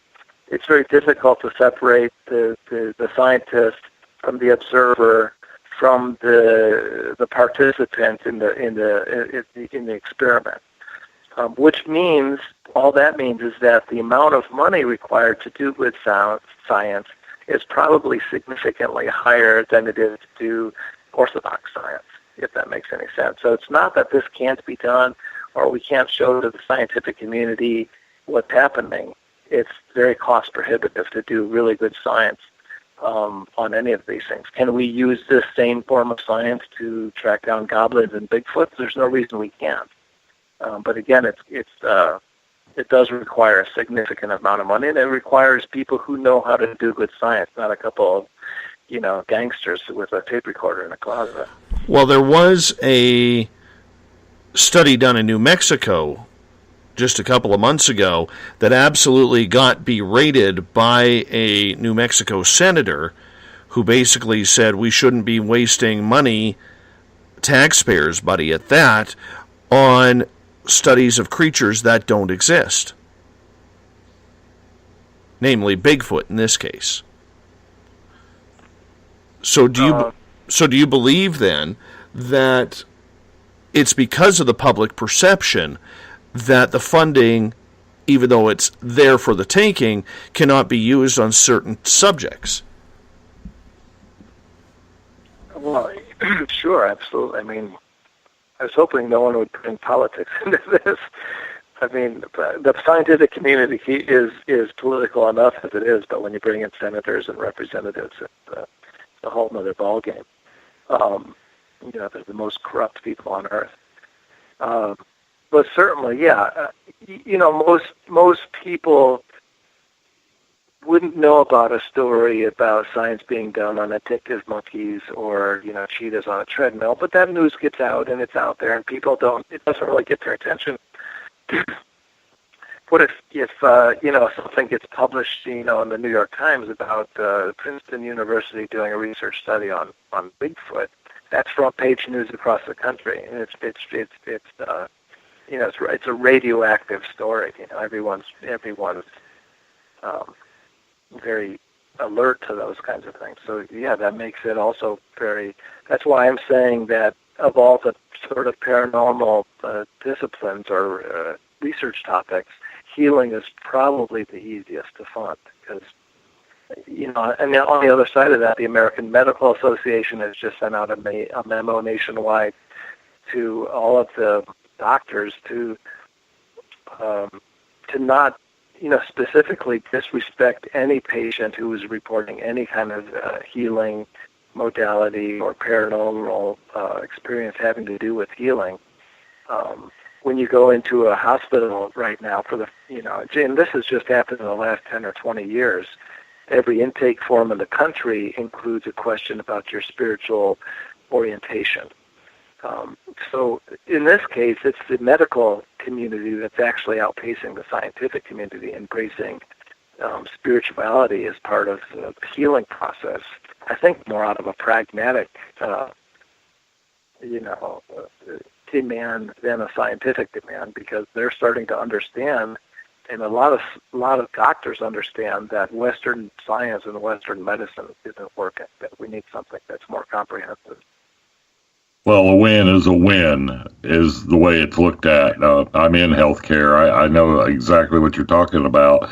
It doesn't matter whether that patient got well because of the treatment they were given, or if their family witch doctor came in and prayed over them and they walked out under their own power.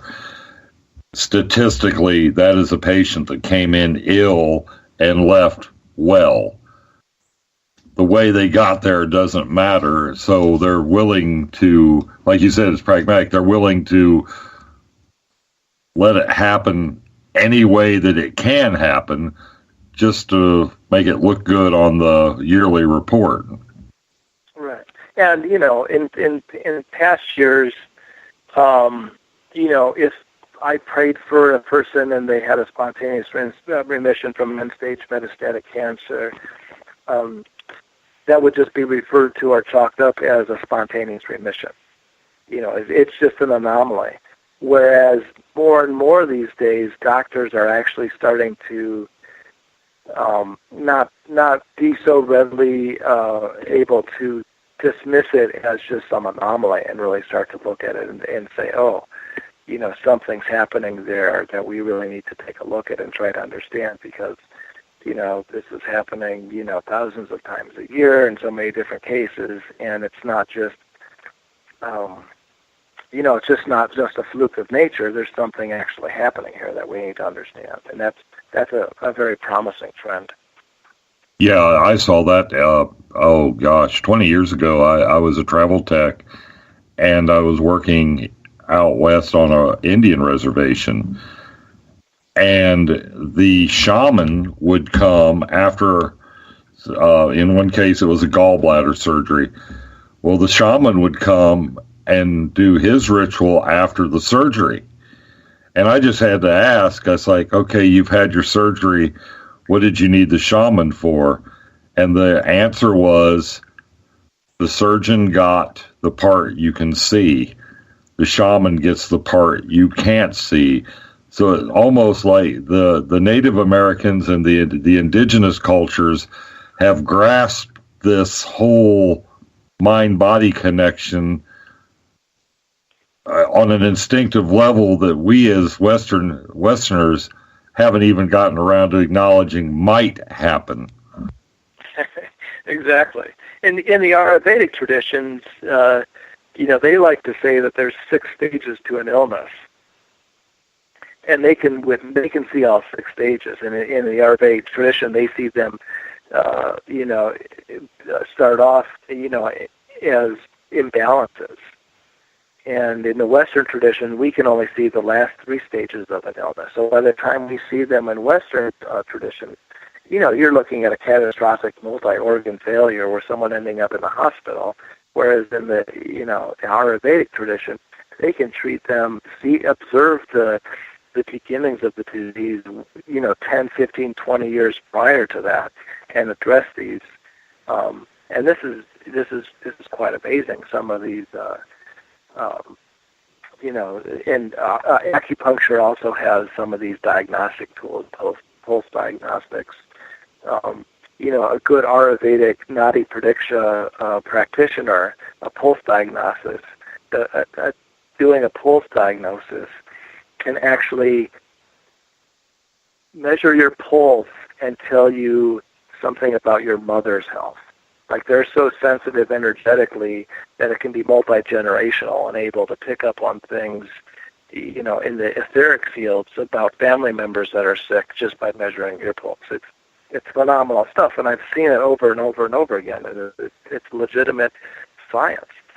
And it's slowly, like I said, I think the healing, because I think healing is sort of a paranormal thing. Science doesn't know how a paper cut heals. It's sort of paranormal. That healing really is going to be the door opener for research into all the different healing modalities. I mean, all the different paranormal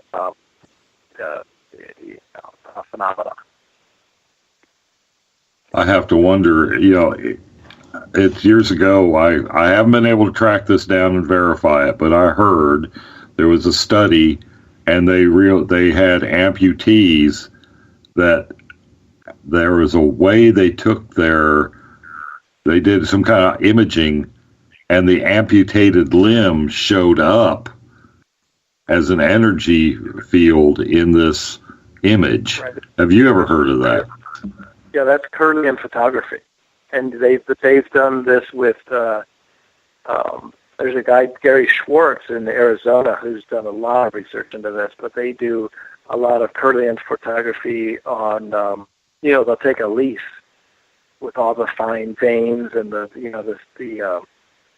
attributes of a leaf, and they'll cut the leaf, and they'll do the Kirlian photography of the leaf after it's cut, and you'll still see the full silhouette of the leaf, as well as a lot of the veins and the intricacies of what used to be the leaf. So yeah, there's an amazing amount of science. I mean, Gary Schwartz, again, is someone who knows how to do proper science. Unfortunately, people like that are just somewhat viciously attacked within the scientific community for being, charlatans, because they're doing things outside of what science normally considers, proper science. Well, once Gary Schwartz came out with the book, The God Experiments, he just opened the door to be, and I love that book. I've read it a couple times. I can see a flaw in his experimental design with the psychic, but still, the way he had it set up,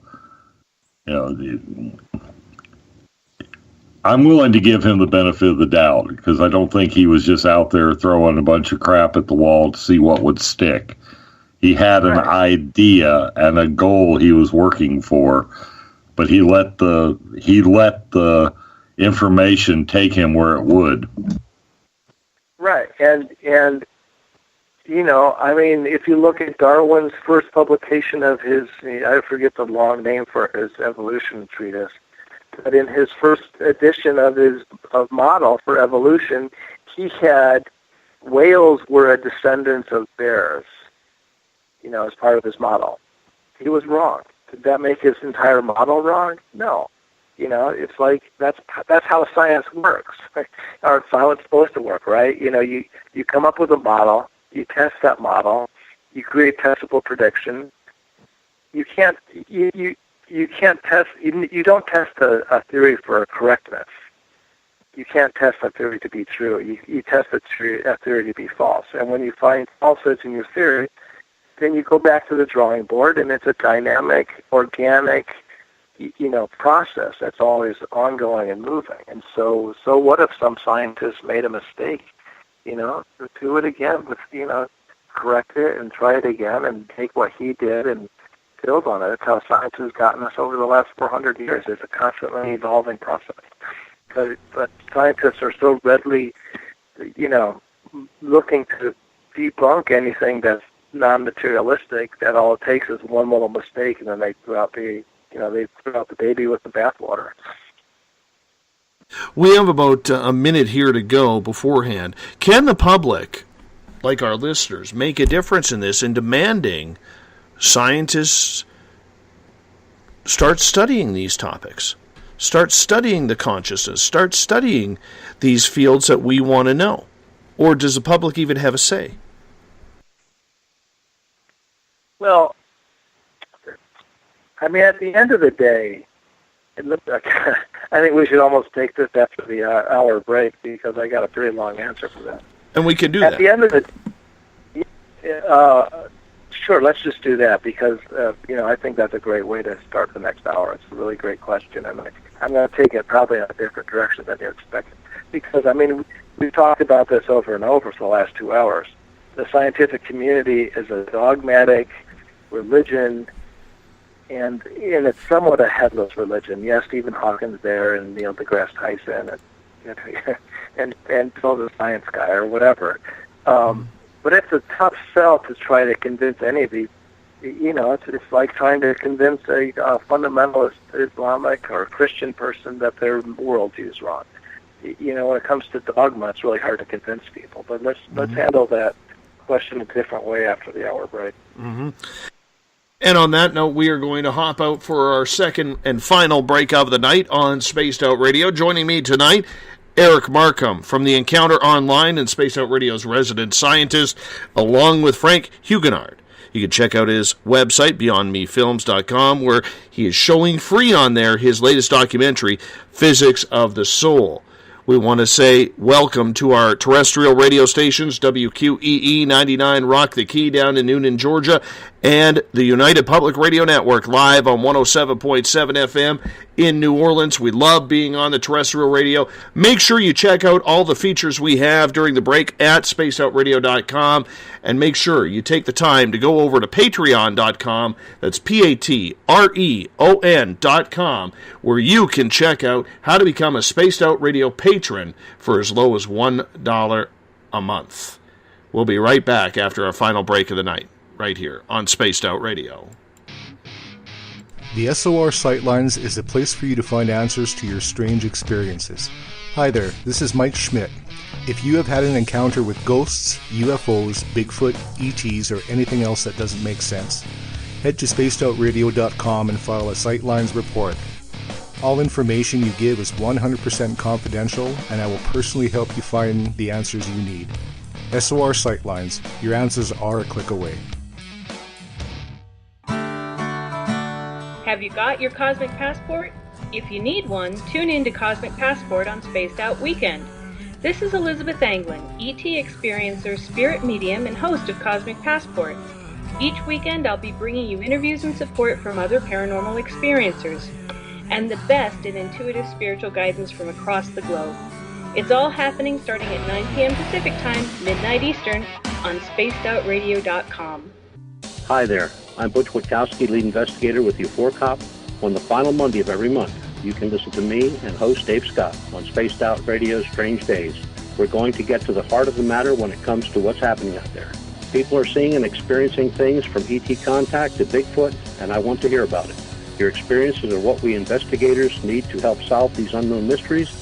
So tune in at spacedoutradio.com to the final Monday of every month from Butch Witkowski's Strange Days. Visit purpleplates.com today. For over 40 years, the Purple Energy Plates have been delivering amazing results for their many customers.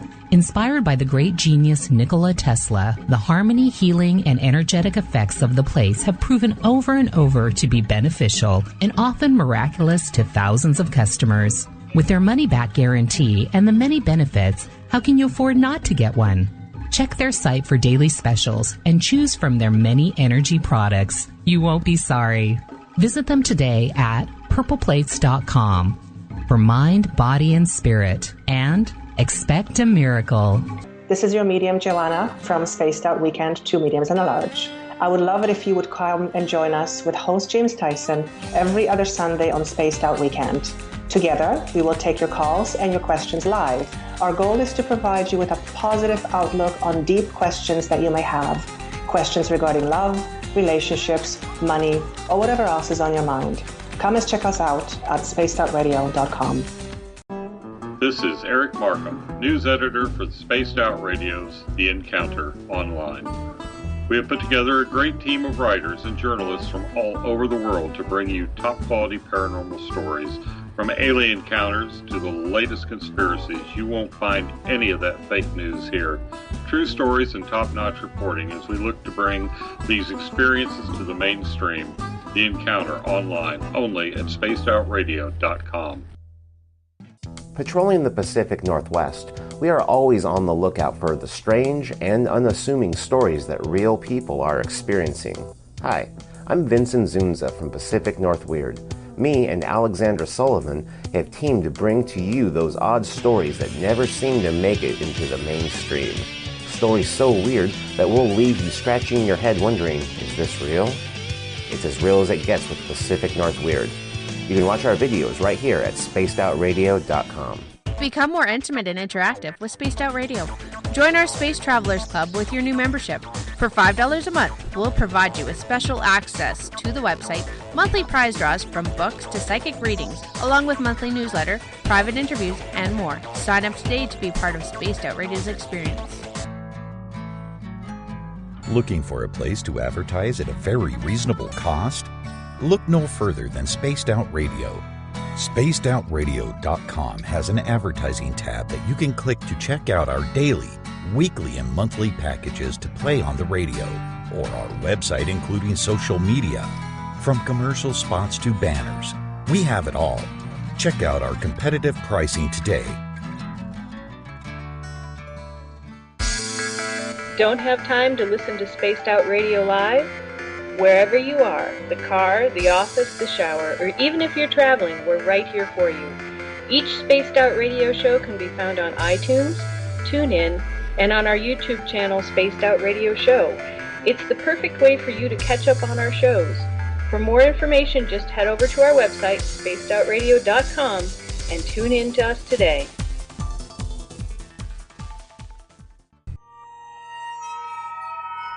You hear footsteps in the empty room above you. A rocking chair begins rocking by itself. Don't be afraid of the things that go bump in the night. Reach for Spirit Storybox, the iPhone app the Huffington Post UK called the only ghost hunting app you will ever need. Spirit Storybox. The spirits are telling their stories. Are you listening? Strange creatures lurking in the night, the sounds of wood knocking in the forest, odd happenings right out of a fictional world. These are the reports I love. Hi there, this is author Ronald Murphy, and I would love it if you join me and Spaced Out Radio host Dave Scott the second Wednesday of every month on our journey into the unknown land of cryptozoology at spacedoutradio.com. From Mothman to Frogman and everything in between. Hey, they don't call me the crypto guru for nothing. Did you know that Spaced Out Radio runs 7 days a week? Hi, it's James Tyson from Spaced Out Weekend. Every Saturday and Sunday night, starting at 9 p.m. Pacific, midnight Eastern, you can join me and my guests for some great chatter about what's going on out in the universe, or even in that dark part of the basement you really don't want to go back into. Well, let's find the answers to your experiences together. So come on up to Uncle Jimbo's cabin on the weekend. For more information, look us up at spacedoutradio.com. The views and opinions expressed by tonight's guest and topic of discussion do not necessarily represent the official policy or position of Spaced Out Radio, Spaced Out Weekend, Spaced Out Radio Limited, its hosts, syndicated carriers, or anyone associated with this broadcast. You're listening to Spaced Out Radio with Dave Scott. Follow Dave on Twitter at Spaced Out Radio and hashtag Spaced Out Radio, and on Facebook, Spaced Out Radio Show. Now, back to the program. A child grew up too fast, went running wild. Now we don't know who to pray to anymore.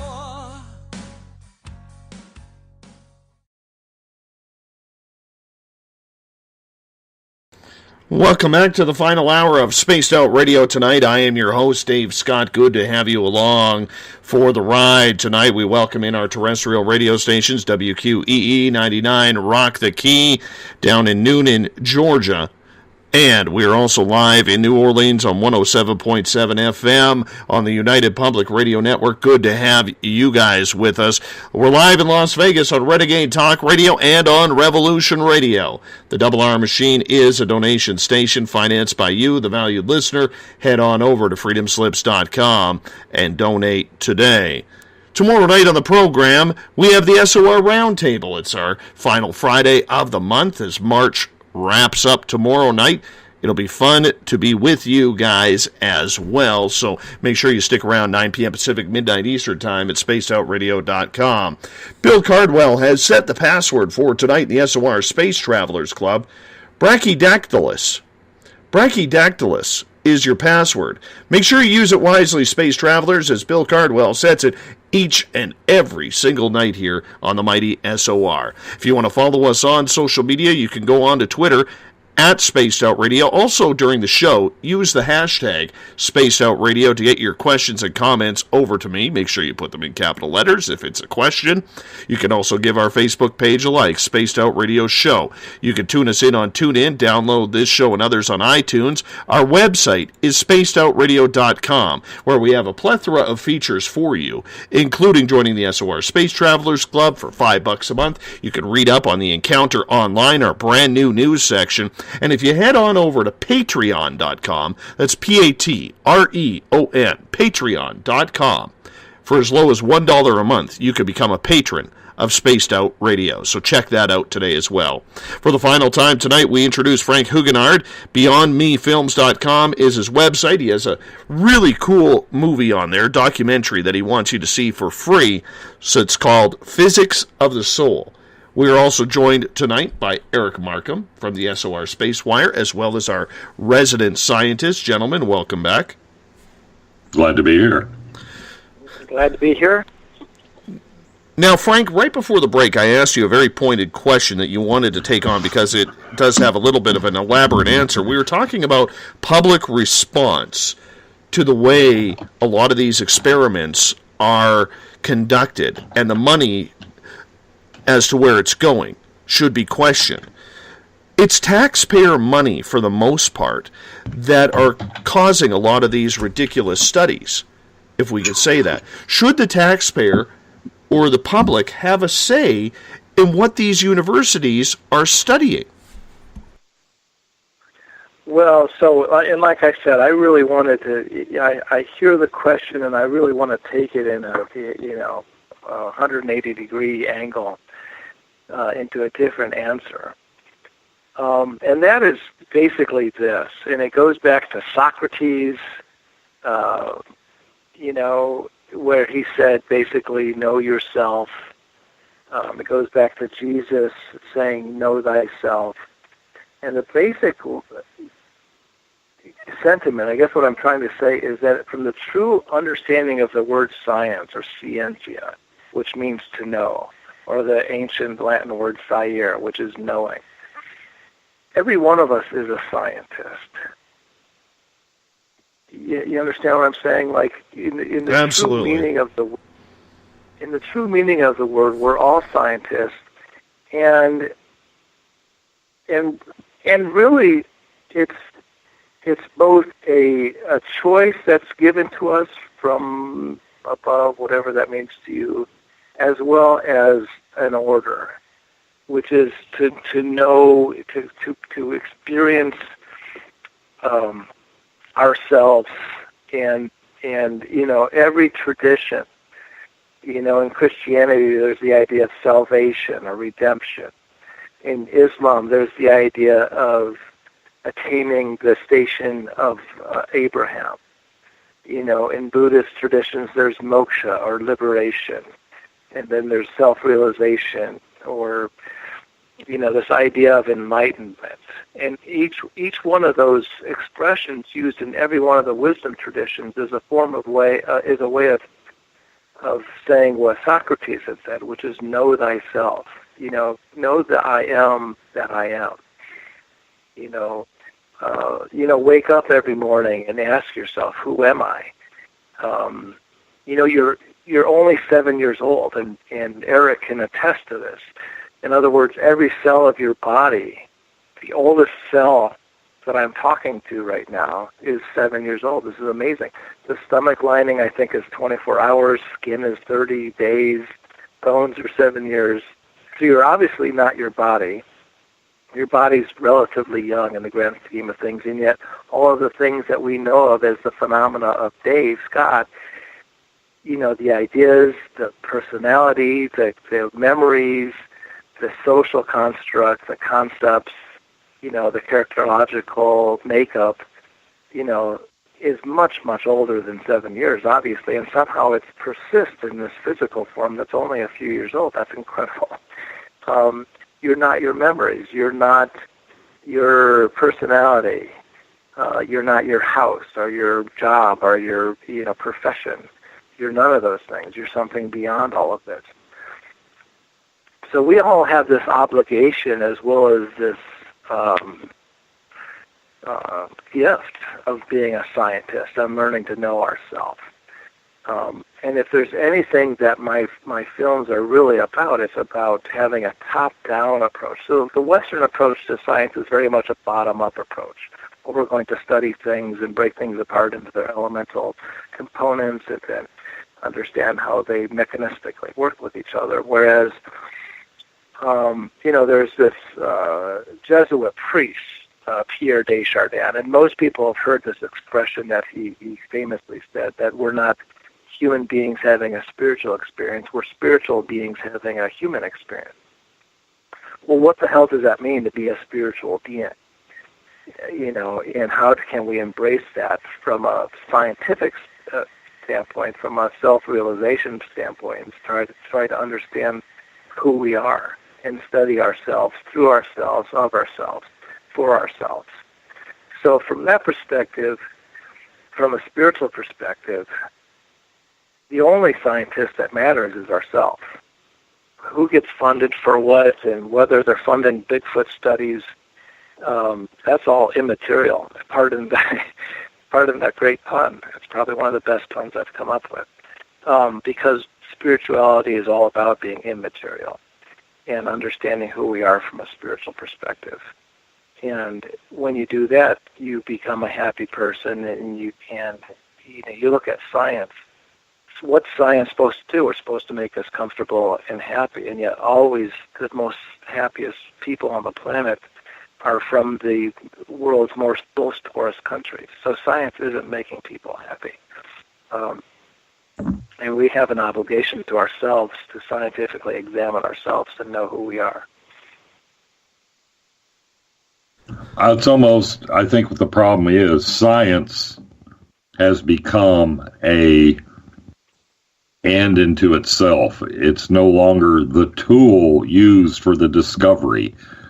It's become, or it's perceived as an answer machine, when in reality, if science, the tool, is being used correctly, it's not an answer machine at all. It's a question machine. You might answer one thing, but you open the door to asking so many more questions. And the way it is now, it's just dead-ended. It's become this just, religion, dogma. The science has been corrupted to the point that it's not as useful as it should be. Right, and everybody, we've somehow relegated, everybody outsources their own knowing, their own thirst for knowledge to these experts. They outsource it all. So instead of people, we'll just leave it up to the scientific community. We can trust them, and they'll give us the answers, and we don't really need to do our own science. The seed of knowledge is wonder.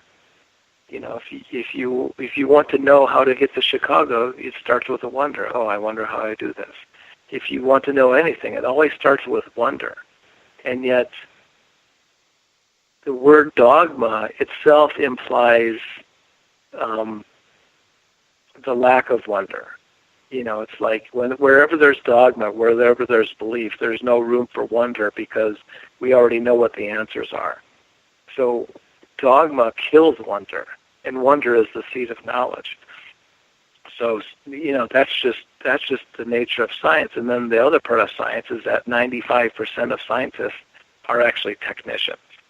They're not really doing any science. They're conducting an experiment that someone told them to conduct, and there's literally, there's almost no real science actually happening. It's all very incremental. When you fill out a grant application with the National Science Foundation, you tell them very specifically in an incremental way what the results of the experiment that you're going to conduct you're expecting to get. So you're even telling before you even get funding what the results of your experiments are going to be. So there's really almost no real legitimate science going on.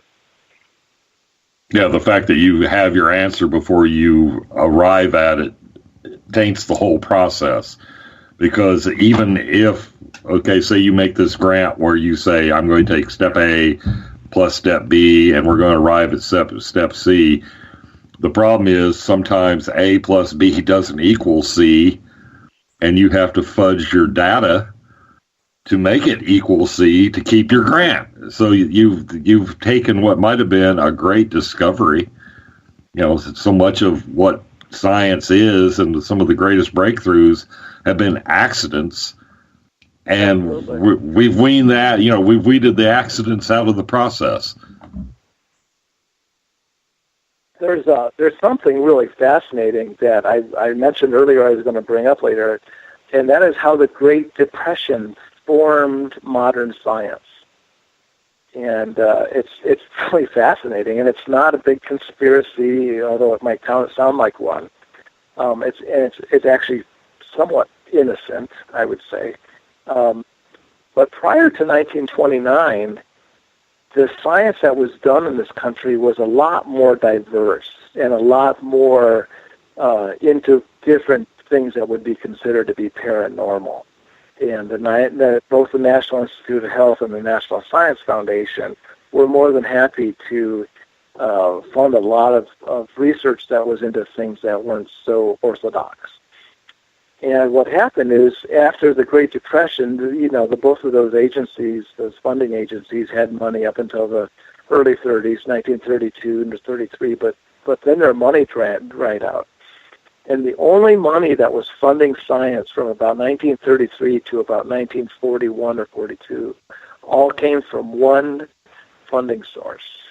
And that was, drum roll please, that was the Rockefeller Foundation. Fascinatingly enough. And for better or for worse, and that's just the way it is, there's no real conspiracy behind it. The bottom line is that the Rockefeller Foundation would only fund materialistic-based science. So a lot of the laboratories in that time period who were studying different forms of science or different types of phenomena, who didn't have enough finances to keep their laboratories alive for almost a 10-year period, all had to close up shop or, go to the materialistic-based route. So over a 10-year period of time, all of the non-materialistic-based scientists and the science research that was going on in those phenomena was somewhat filtered out by a quasi-organic process that just happened to be only funding materialistic science. And so by the time that the NSF and the NIH started funding science again in a big way in the mid-40s, the only scientists left writing grants were materialistic science. Well, is there a way to get the government out of, other than, like you said, you've got this idea of creating a lawsuit about separating church and state, religion from it?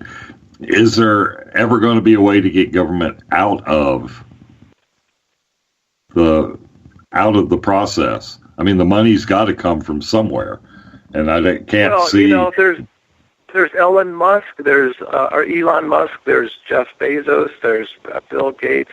Although Bill Gates is a pretty materialistic guy, as you look at a lot of the stuff the Gates Foundation is funding, but. I think that's a pretty good answer to the question. Yeah, there's a ton of money out there. the guy who started Broadcom is funding this agency in New York, not New York, Washington, D.C. It's on the tip of my tongue. But yeah, instead of trying to deal with the United States government, I think a solution is actually just circumventing the whole process and saying, we've got a lot of stuff that we need to study. Again, if you went into Elon Musk with two different grant proposals, one for studying esoteric healing at a distance, and the other one studying goblins and Bigfoot, probably the funding would go to the healing. So I really, and I make the point in my film, excuse me, that the underlying governing law behind all of nature, behind all of these different paranormal phenomena, whether it's ghost or telepathy or clairvoyance or healing, is the same underlying mechanism. So studying one of them applies equally to all of them. So I really think that, going in with an organized, energy to a bunch of these wealthy, philanthropists in raising good money for doing good science and healing is probably the best route to tackle this enormous issue of trying to get beyond the dogma within the scientific community. Do you think the pharmaceutical companies would put or maybe they have been putting the brakes on that kind of research? Because face it, if you can cure diabetes or cancer remotely using intent, big pharma's sort of out of a job now. Sure. I really tend to avoid as much as possible. If you look at all my films and all my work, and even this interview as an example, I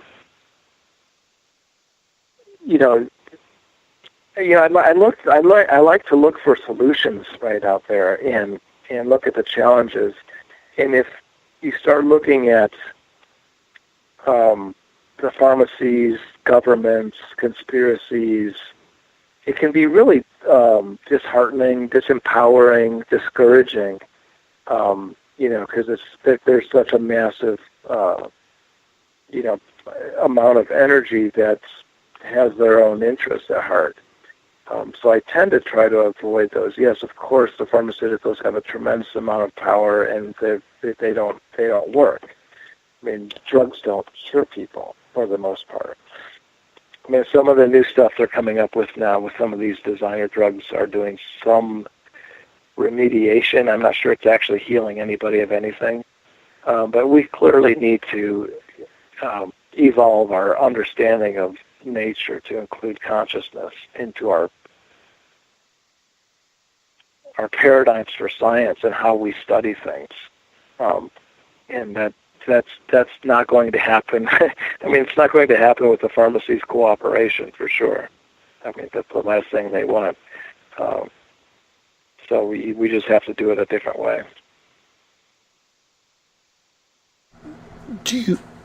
Sorry, I lost my voice there for a quick second. Do you, Frank, believe then that there is a huge conspiracy around the science regarding health?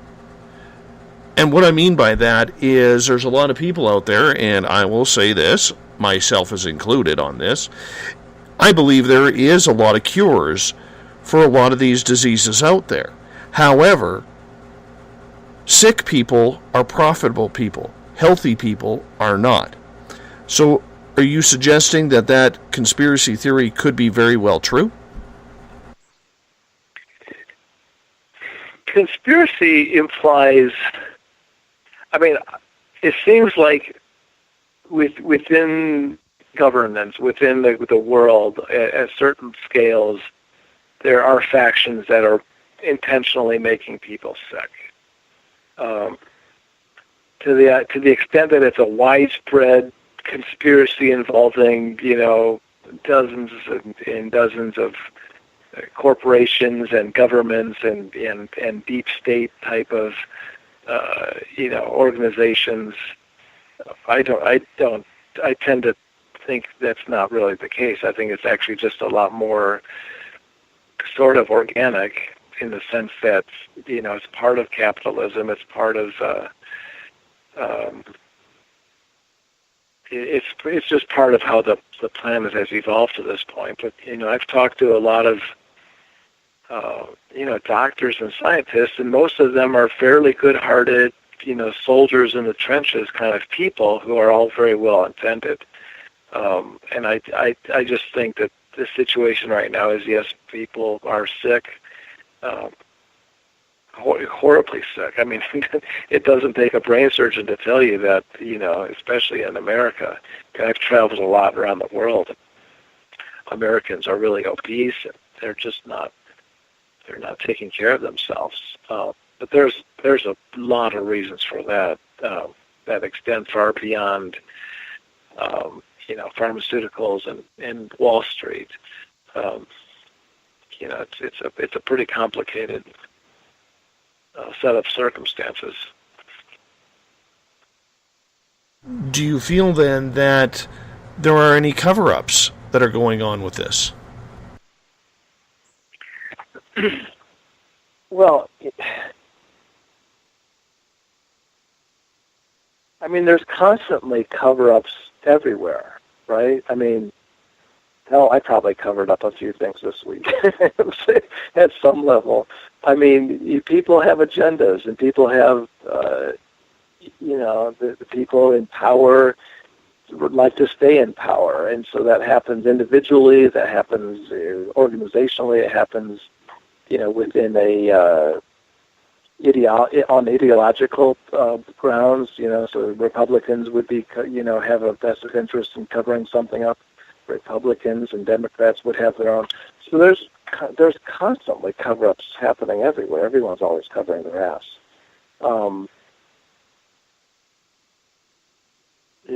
just don't think that health is the biggest. There's probably a lot of information that's known privately within large corporations. Just look at tobacco, for example. That was clearly a cover-up that was happening for decades and decades, and it was a known thing. Is the same thing happening with GMOs? Probably. Is the same thing happening with cell phones? I've been holding a microwave oven up to my head for the last 3 hours. I hope it doesn't do any damage. I think we're going to have a huge number of people with diseases from cell phones coming in the next few generations. And these things are known within the industries that these vectors are causing these illnesses. That's been going on for a long time, and it'll continue to go on. Like I said, I think it's up to everybody's individual responsibility to be educated, to be healthy, to my whole thing's very much spiritually oriented, and I'm non-denominational. I'm not affiliated with any religion, but I'm a huge proponent for meditation, for other spiritual practices. Why is dance and yoga a part of every spiritual tradition on the planet from a biophysiological standpoint? Why is vegetarianism more beneficial from a spiritual perspective? What can people do to enhance their spiritual well-being?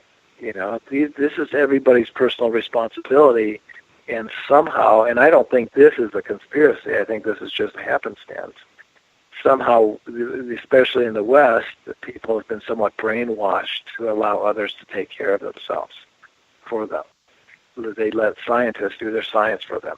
They let priests do their spiritual, maintenance for them. And people aren't they're not doing their own science, and they're not doing their own spiritual well-being. And at the end of the day, it's everybody's obligation to take care of themselves, not leave it up to the corporations. So it's kind of their own fault for buying into the, Madison Avenue shtick. Science of the soul. Do you believe that there is enough study going around in regards to the science of spirituality and the soul? And if so, where would you like to see some sort of study go with that? Well,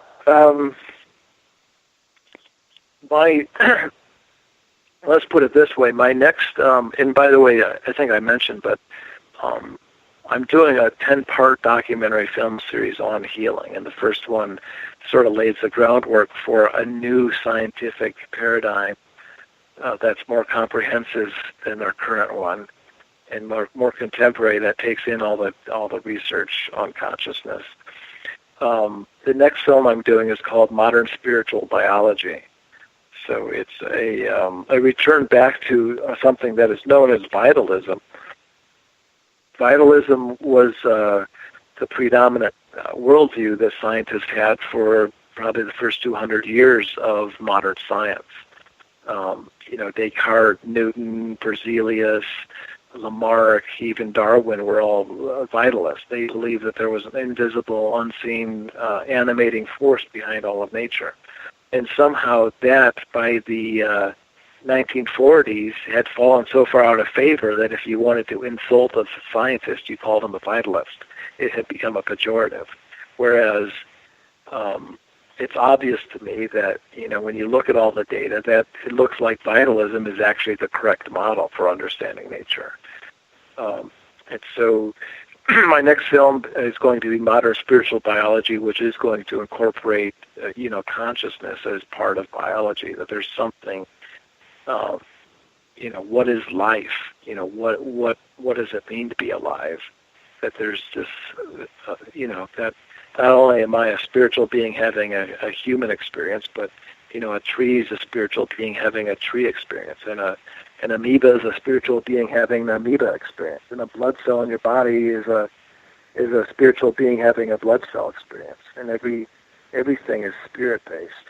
And the film after that I'm doing is called Human Subtle Anatomy, which, given this new model for modern spiritual biology that I'm presenting, how do all the different complicated spiritual structural fields that we have, chakras, nadis, meridians, etheric, astral, mental, emotional bodies, interoperate with the tissues, glands, and organs of the human being to make up the entire comprehensive human, not just the physical form, but the spiritual form, and it's a very complicated, structured form. And so I would want, to answer your question, everything that I just described to be studied scientifically and rigorously, and, all the tools that we have for science, to be able to study this with all the vigor that anything else is studied scientifically. Because I think this is the correct model. And it solves a lot of problems that current science can't solve. One of the things I would want, I look at what you're talking about, the vitalists and their belief in an ether that surrounded everything. And modern science, the equivalent, I think, would be dark energy or dark matter. There's this thing that we can't see. It's like they're reinventing the wheel. They've thrown out the vitalist idea, but they're coming back to it. They're just calling it something else. Right. And it's almost like what I was comparing, reincarnation to the square root of -1. Dark matter is a lot more sanitary. It's a sanitized, safe, mathematical, benign way to talk about something, whereas the implication of vitalism is God. The implication of this divinity or some divine consciousness has spiritual implications that scientists don't want to talk about. Whereas if you talk about the square root of -1 or dark energy, well, that's safe. We can talk about that and keep our reputation intact. It's kind of funny how the scientists continue to walk down this razor edge of being safe and benign and sanitary, and meanwhile throwing out the baby with the bathwater and really missing the point. Too much of it is even if you do come up with something different, something that would change the paradigm, the fear is that the next person replicating your experiment won't get that answer. So instead of publishing, we'll skew our experimental design to come up with the answer we wanted to. And, that interesting avenue that might have opened up, gave us an answer and some more questions gets lost. Right. And Orthodox scientists are so eager to disprove anything that doesn't fit within their space-time limited worldview, that they're just going to poke the smallest hole in the methodology or the results in a way that they can then just wash their hands and say, well, that guy didn't know what he was doing. He's not a good scientist. He's, that's junk science. And, and then they're done with it. As soon as they get away with, making that declaration, they don't have to deal with it anymore.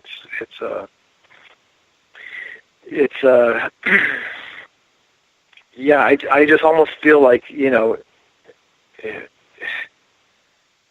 it would be nice to get an Elon Musk out there or somebody with a boatload of money and say, screw it, we're going to circumvent the scientific community. They're very good at putting people on the moon. And if you need a heart transplant or you need to set a broken bone or, remove a tumor, Western science is second to none at doing these very mechanistic things. But as far as healing, they're clueless. Well, there's got to be a spiritual. Okay, I for one, I was like you. I was raised Catholic, but it didn't taste good to me.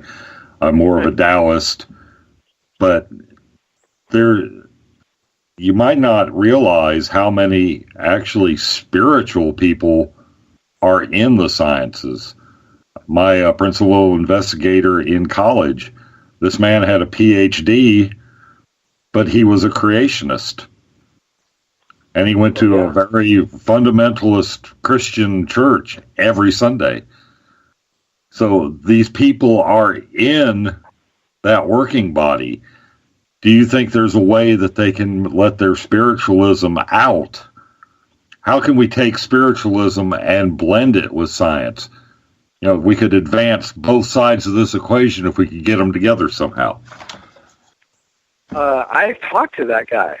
Not literally, but figuratively, and it's crazy.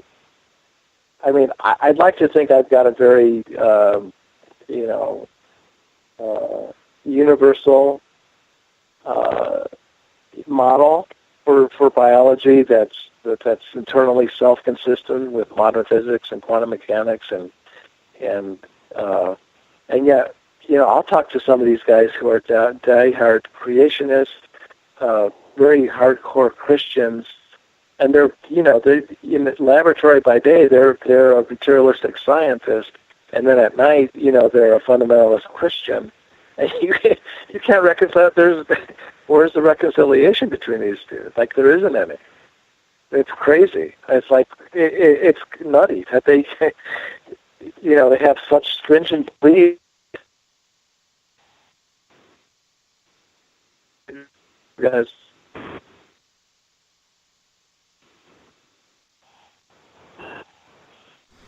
Looks like that storm seems to be hitting it again.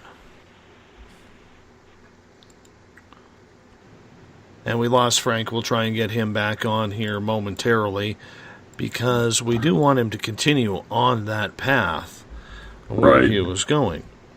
The spiritual side of it, preacher, is a very tough call because you walk a delicate line in regards to trying to hold up the fundamental values of what we are supposed to do with science, yet when you are trying to bring in the creationism or the spiritual side of it, is there a possibility of trying to get a blend of the two?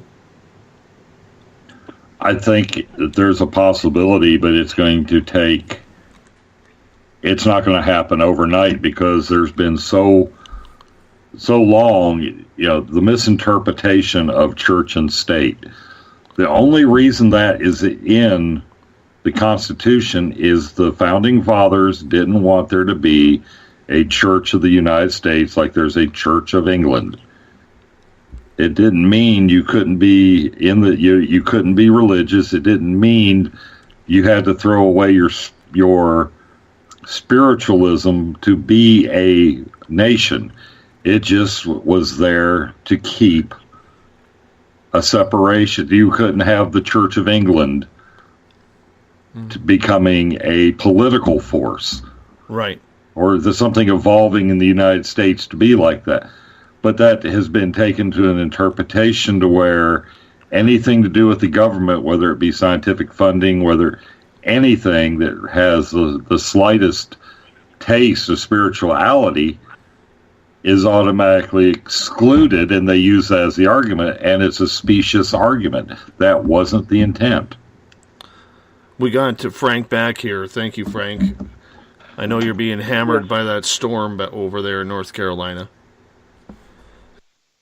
Yeah, well, at least we're not in Texas. We're up in the mountains. We don't get tornadoes here, so that's a good thing. I know the feeling. Mario wants to know in the chat room, do you think that these holistic doctors who have been murdered, and there is a whole list of them that have gone missing or died under suspicious circumstances, may have known something that regular doctors don't, and that's why they've been taken out? Well, do they know something regular doctors don't? Yes. And actually, it's been fewer holistic doctors and more scientists. There's actually been a lot of scientists that were immunologists and what's the scientist that specializes in bio.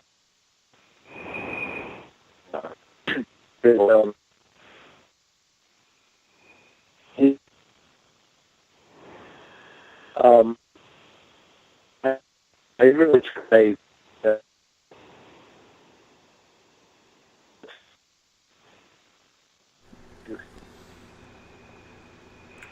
We are still having some Frank. We're still having some troubles hearing you on this end.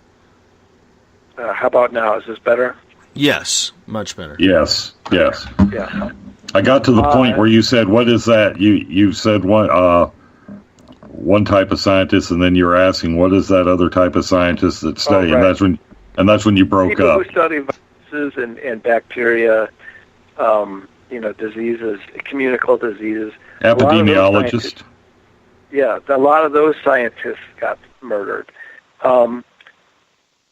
Do I think it's a big conspiracy? Do they know something specific? Probably not, like collectively, some secret. It's very suspicious, I must admit. It's something like 70 or 80 last count I heard of these people, holistic doctors and scientists, studying things that are. But I don't know. I don't. Like I said, I just don't put my energy there. I'd rather put my energy on more positive things, and not. I don't pay too much attention to conspiracies. It's just very disempowering. Well, it seems we can get a spiritual tie to a lot of this stuff, and there seems to be a groundswell of professionals willing to come out. There's the near-death experience, the doctors that, there was the neurologist that was in a coma. There was the cardiologist who had the experience with his patients coming back. How do we get these people to be heard more? Yeah, I don't know. I mean, you look at Eben Alexander. He's got his Universal's putting out his movie, I think, later this year, next year. And certainly you've got people like Oprah Winfrey, who has the ability to propagate, the media. But still, I don't think it's making a dent in the scientific community itself. So you've got a lot of people in the world who would look at Eben Alexander's interviews and be somewhat awakened and say, oh, here's a legitimate surgeon who's had this experience that gives us some credibility. And yet within the scientific community itself, yes, those scientists don't have time to read journals and they don't have time to watch Oprah. So like I said, I almost feel like we need to just circumvent the scientific community altogether and go get a boatload of money from Elon Musk and do our own science. Ooh, that was a big stroke of lightning. Just because it's like the immovable object and an irresistible force. Something's got to give, and ultimately science will be somewhat debunked until it incorporates consciousness into it. Frank, right before you cut off, you were talking about a scientist who was a fundamental Christian as well. Would it take, say, a number of scientists in that type of environment, both Christian and scientific, in order to try and break down some of these avenues towards proving the existence of spirituality, proving the existence of a soul, and what happens to that soul, or potentially what happens to the soul, when we die? Well, the one that I'm talking about, he lives in South Carolina in Columbia. I went down and interviewed him. He was a completely disjointed person. I mean, it was practically schizophrenic. It was so nutty because he was sort of the devout Christian, God-fearing, take the Lord Jesus Christ as my Savior kind of person. On the religious side, which doesn't, which is a model for the universe that isn't consistent with quantum mechanics. It's not a scientifically viable model, and yet he's a scientist.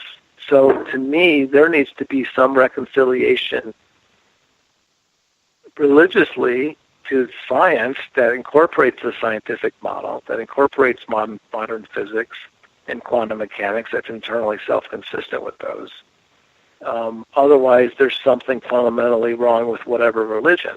And in that same context, because science is a religion, there needs to be some sort of reconciliation between the scientific community and all of the studies in consciousness research that sort of refute a lot of the underpinnings of this idea of testable predictions and falsifiability within science. So there needs to be reconciliation on both sides. And people are going to have to be willing to give up their dogmatically held belief. So in the case of this guy in Colombia, not only does he have to give up one set of dogma, he needs to give up two. So that's a tough reconciliation. I mean, you know what I'm saying? That's not likely to happen. What's more like... Sorry, go ahead. I was just going to say it's more likely to happen that you're going to have more people like me who are, well-versed in all the different disciplines and be able to speak from the philosophical, spiritual, and scientific perspective with a model that can be reconciled amongst all the different communities. Mm-hmm. If you've got a model that can't be reconciled, then something's wrong with the model. Can the two, science and religious-based theory, like the soul, like heaven, like everything, coexist? Is there a happy medium between the two? Absolutely. They exist within me. I have no problem with all of them, but there needs to be tweaks. Science needs to be tweaked. Christianity needs to be tweaked. Islam needs to be tweaked. There's some Judaism needs to be tweaked. There needs to be some movement because right now there's some mutual exclusions between them that don't allow for reconciliation to happen. So there has to be some form of understanding within each one of those dogmatic organizational communities that their model is partially incorrect. And I don't know how you make that happen, but I do think it's possible. I mean, I'm sort of living proof of that. But my model is of biology and philosophy and science and religion and spirituality is all internally self-consistent with each other. Do you believe then that there is a certain area that needs to be focused on first?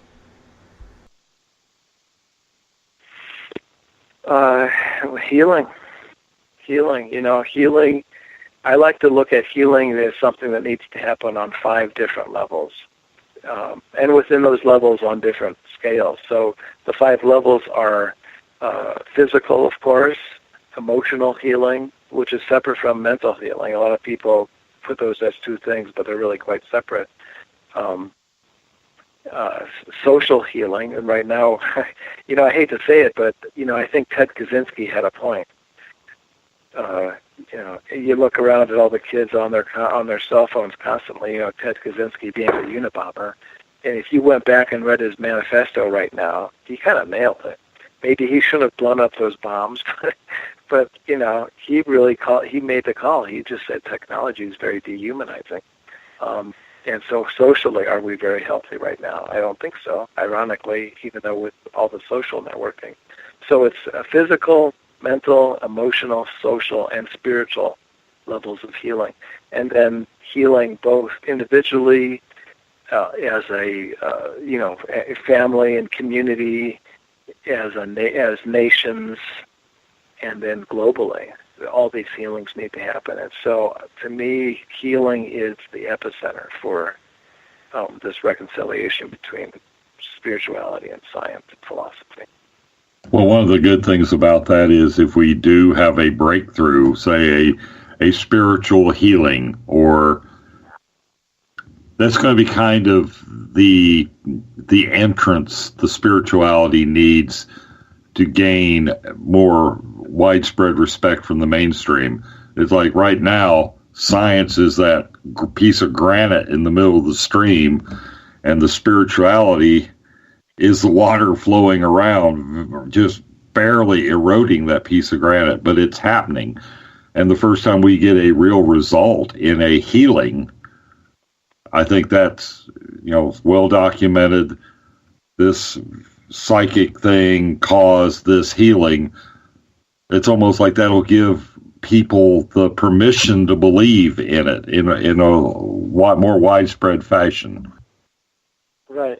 While you were talking, it made me think about, how easy it is for a fundamentalist Christian, for example, to debate an atheist, and how easy it is for an atheist to debate a fundamentalist Christian, right? The atheist will poke fun and poke holes at some things in the Bible, and the Christian will poke holes in the philosophical argument of the atheist and explain how the atheism is actually a belief system in and of itself. And so those are 2 ends of the spectrum that can knock each other out. And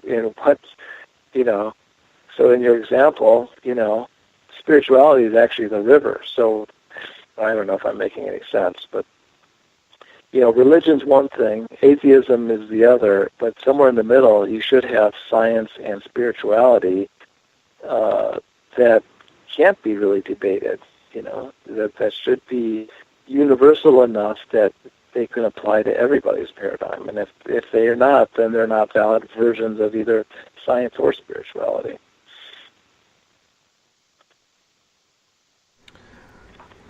Do you find we are on that path to finding those answers, or is it still? Absolutely.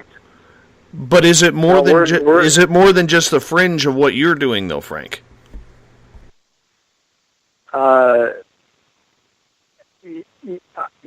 We are. I think we're very close, and I think it's going to happen very quickly.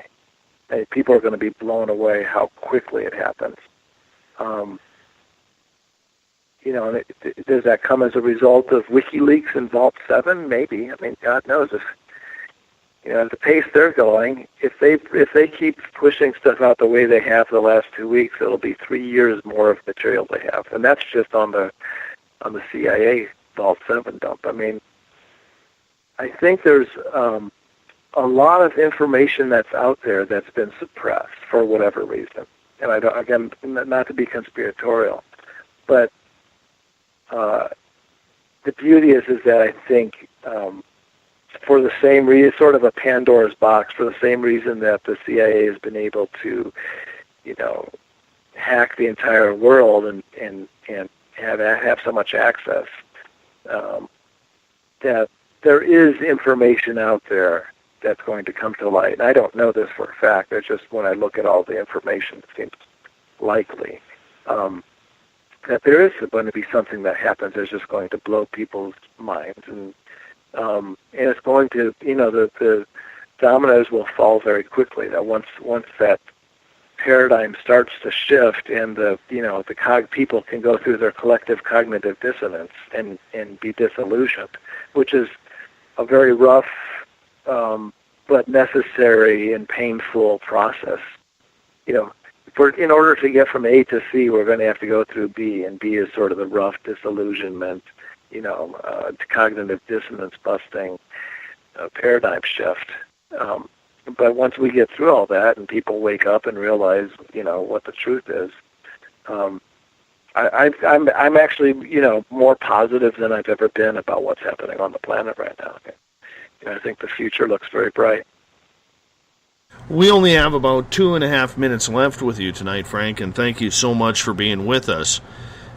Tell us about your films and documentaries that you've put together. Sure, and by the way, thanks so much for having me on. It's been a blast. I love doing a 3-hour interview. I could probably do another 10. So it'd be great to be on again sometime. I've done 4 films so far. They kind of suck, to be honest. I watched Physics of the Soul last week, and it's brilliant. It's got really good material and information and a lot of brilliant people saying some brilliant stuff. But I'm an amateur. I did these without any experience, and that film could have been so much better than it is. So take it with a grain of salt. There's a ton of information in these films. There's 4 of them. They're about meditation and reincarnation and spirituality and science, everything I've been talking about for 3 years.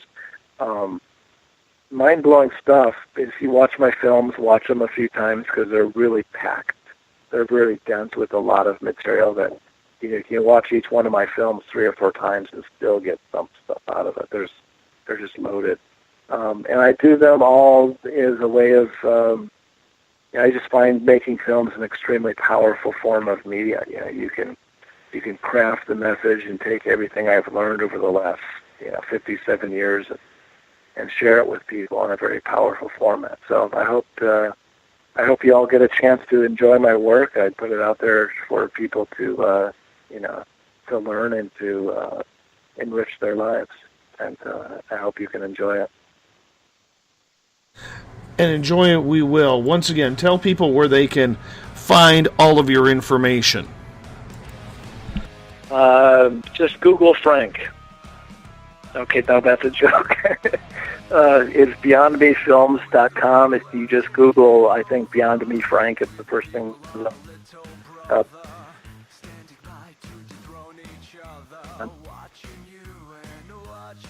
We will definitely do that. Frank Huguenard, thank you so much for being on Spaced Out Radio tonight. Our resident preacher, scientist, Eric Markham from the SOR team and the Encounter Online. Good to have you with us as well. I got to take the time to start to wrap this thing up. I want to say thank you to all of our listeners taking part on Twitter at #SpacedOutRadio and all the chat rooms tonight, including all of you at Revolution Radio. Thank you so much for being with us. Really appreciate it. We also appreciate our terrestrial stations bringing us on board every single night of the week. The United Public Radio Network live on 107.7 FM in New Orleans and over 160 countries around the world. And on WQEE 99 Rock the Key down in Noonan, Georgia, the home of The Walking Dead. We may have some new announcements coming up with further additions to our lineup very, very soon. So make sure you stay on board with that as well as we continue to grow this show And man, is it a lot of fun. Tomorrow night on the program, I'm going to bring my team back. We are going to get into the Paranormal Roundtable. Yes, the SOR Roundtable happens the final Friday of every month, which means it's also draw night for the SOR Space Travelers to see who's winning a prize from us, because we want to give some swag away tomorrow night. You got to be listening in order to get it. Remember, if you want to check out our website, spacedoutradio.com, we have a plethora of features for you, including reading up on our brand new news section, The Encounter Online. You can also go to Facebook and like the Encounter Online page as well. We're going to be putting stories on there. We got stories coming in. We are building a team of writers, so if you're a writer and you want to check it out, make sure you get a hold of Everett Thiemer, who's taking care of that, because we are looking to add members to our team. And don't forget to head on over to patreon.com. Yes, Patreon, spelled Patreon, patreon.com, where we can have you become a patron for as low as $1 a month. I will talk to you in exactly 21 hours from now. Mr. Bumblefoot, take us home.